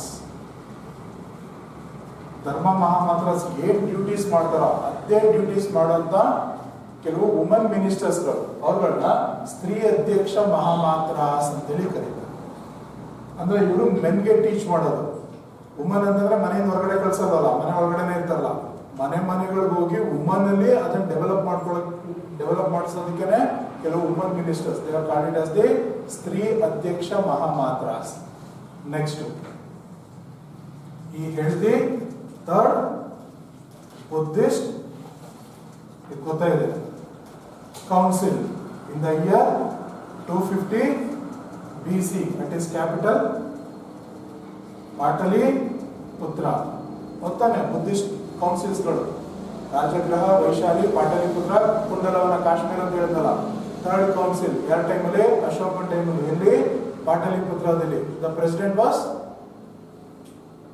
Who was the president? Who was the president of this third religious council headed by Ashoka at his capital? Moggaliputra Tissa. Okay, Moggaliputra Tissa president ಗಳು table ಕೊಟ್ಟಿದ್ದಾನ full. First ಎಲ್ಲ ಆಯ್ತು, place ಎಲ್ಲಿ, ಯಾವ year ಅಲ್ಲಿ, ಯಾರು ಪೇಟ್ರನ್ rulers, ಯಾರು president, ಮತ್ತೆ ಅದ್ರಲ್ಲಿ ಏನೇನು ಡೆವಲಪ್ಮೆಂಟ್ಸ್ ಆಯ್ತು ಅಂತ ಹೇಳಿ. ಥರ್ಡ್ ಒನ್ ಏನಕ್ಕಾಗಿದ್ದು? Just iron out the differences in Buddhist Sangha. Okay, and during this council, what was happened? Third Pitaka, Abhidhamana Pitaka was published, and then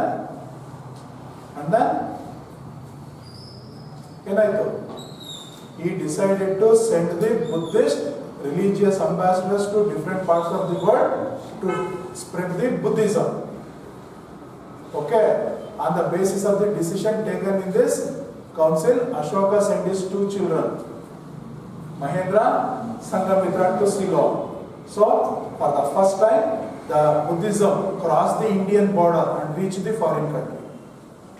Okay, means Ceylon became the first foreign country which received the Buddhism. It was only because of Ashoka. Means during time of Ashoka, Buddhism started to become the world religion.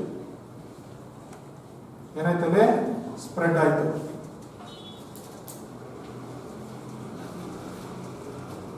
Next ಈ ಧಮ್ಮನ develop ಮಾಡೋದಕ್ಕೆ ಇನ್ನೊಂದು measures ತಗೊಂಡ. It is called the converted is kingdom into a welfare state ಅಂತೇಳಿ ಕರೀತಾರೆ, welfare state. So ಇದಿಷ್ಟು ಅವನು ಬುದ್ಧಿಸಮ್ನ spread ಮಾಡೋದಕ್ಕೋಸ್ಕರ ತಗೊಂಡಂತ ಮೆಷರ್ಸ್ಗಳು. ಓಕೆ, ಸದ್ಯಕ್ಕೆ ಇಲ್ಲಿಗೆ ಸ್ಟಾಪ್ ಮಾಡಿರ್ತೀನಿ. ನೆಕ್ಸ್ಟ್ ಕ್ಲಾಸಲ್ಲಿ ಇದರಲ್ಲಿ ಇನ್ನೊಂದು ಸ್ವಲ್ಪ ಬರುತ್ತೆ. ಇಲ್ಲಿ ಧರ್ಮ ಮಹಾಮಾತ್ರಾಸ್ ಮೇನ್ ಡ್ಯೂಟೀಸ್ ಏನು, ಈ ಮಿನಿಸ್ಟರ್ಸ್ಗಳದೆಲ್ಲ ಮೇನ್ ಡ್ಯೂಟೀಸ್ ಏನು, ವೆಲ್ಫೇರ್ ಸ್ಟೇಟ್ ಅಂದ್ರೆ ಏನು, ವೆಲ್ಫೇರ್ ಸ್ಟೇಟ್ ಅನ್ನ ಹೆಂಗೆ ಎಸ್ಟಾಬ್ಲಿಷ್ ಮಾಡ್ದ, ಅದಕ್ಕೆ ಏನೇನು ಮೆಷರ್ಸ್ ಅನ್ನ ತಗೊಂಡ, ಅದಾದ್ಮೇಲಿಂದ ಅಶೋಕ ಸತ್ ಮೇಲೆ ಏನಾಯ್ತು, ಅದು ನೆಕ್ಸ್ಟ್ ಬರುವಂತ ಸಕ್ಸಸರ್ಸ್ ಯಾರು, ಮತ್ತೆ ಮೌರ್ಯನ್ ಕಿಂಗ್ಡಮ್ ಅಶೋಕ ಆದ ತಕ್ಷಣ ವೀಕ್ ಆಗ್ಬಿಟ್ಟು ನಾಶ ಆಗಕ್ಕೆ ಶುರುವಾಗುತ್ತೆ. Then what are the main causes for the decline of the Maurya. ಎಷ್ಟು ಪೊಲಿಟಿಕಲ್ ಹಿಸ್ಟ್ರಿ ಬಂದ್ಬಿಡುತ್ತೆ. ಓಕೆ, ನೆಕ್ಸ್ಟ್ ಕ್ಲಾಸ್ ಎಲ್ಲ ಅದಷ್ಟು ಮಾಡಿ ಅದಾದ್ಮೇಲೆ ಅವ್ರ ಕಾಂಟ್ರಿಬ್ಯೂಷನ್ಸ್ ಬರುತ್ತೆ ಸ್ವಲ್ಪ ಇಂಪಾರ್ಟೆಂಟ್ ಆರ್ಟ್ ಅಂಡ್ ಆರ್ಕಿಟೆಕ್ಚರ್ ಅಲ್ಲಿ, ಅದನ್ನ ಒಂಚೂರು ಮಾಡಿ ಚಾಪ್ಟರ್ ಕ್ಲೋಸ್ ಆಗುತ್ತೆ. ಓಕೆನಾ?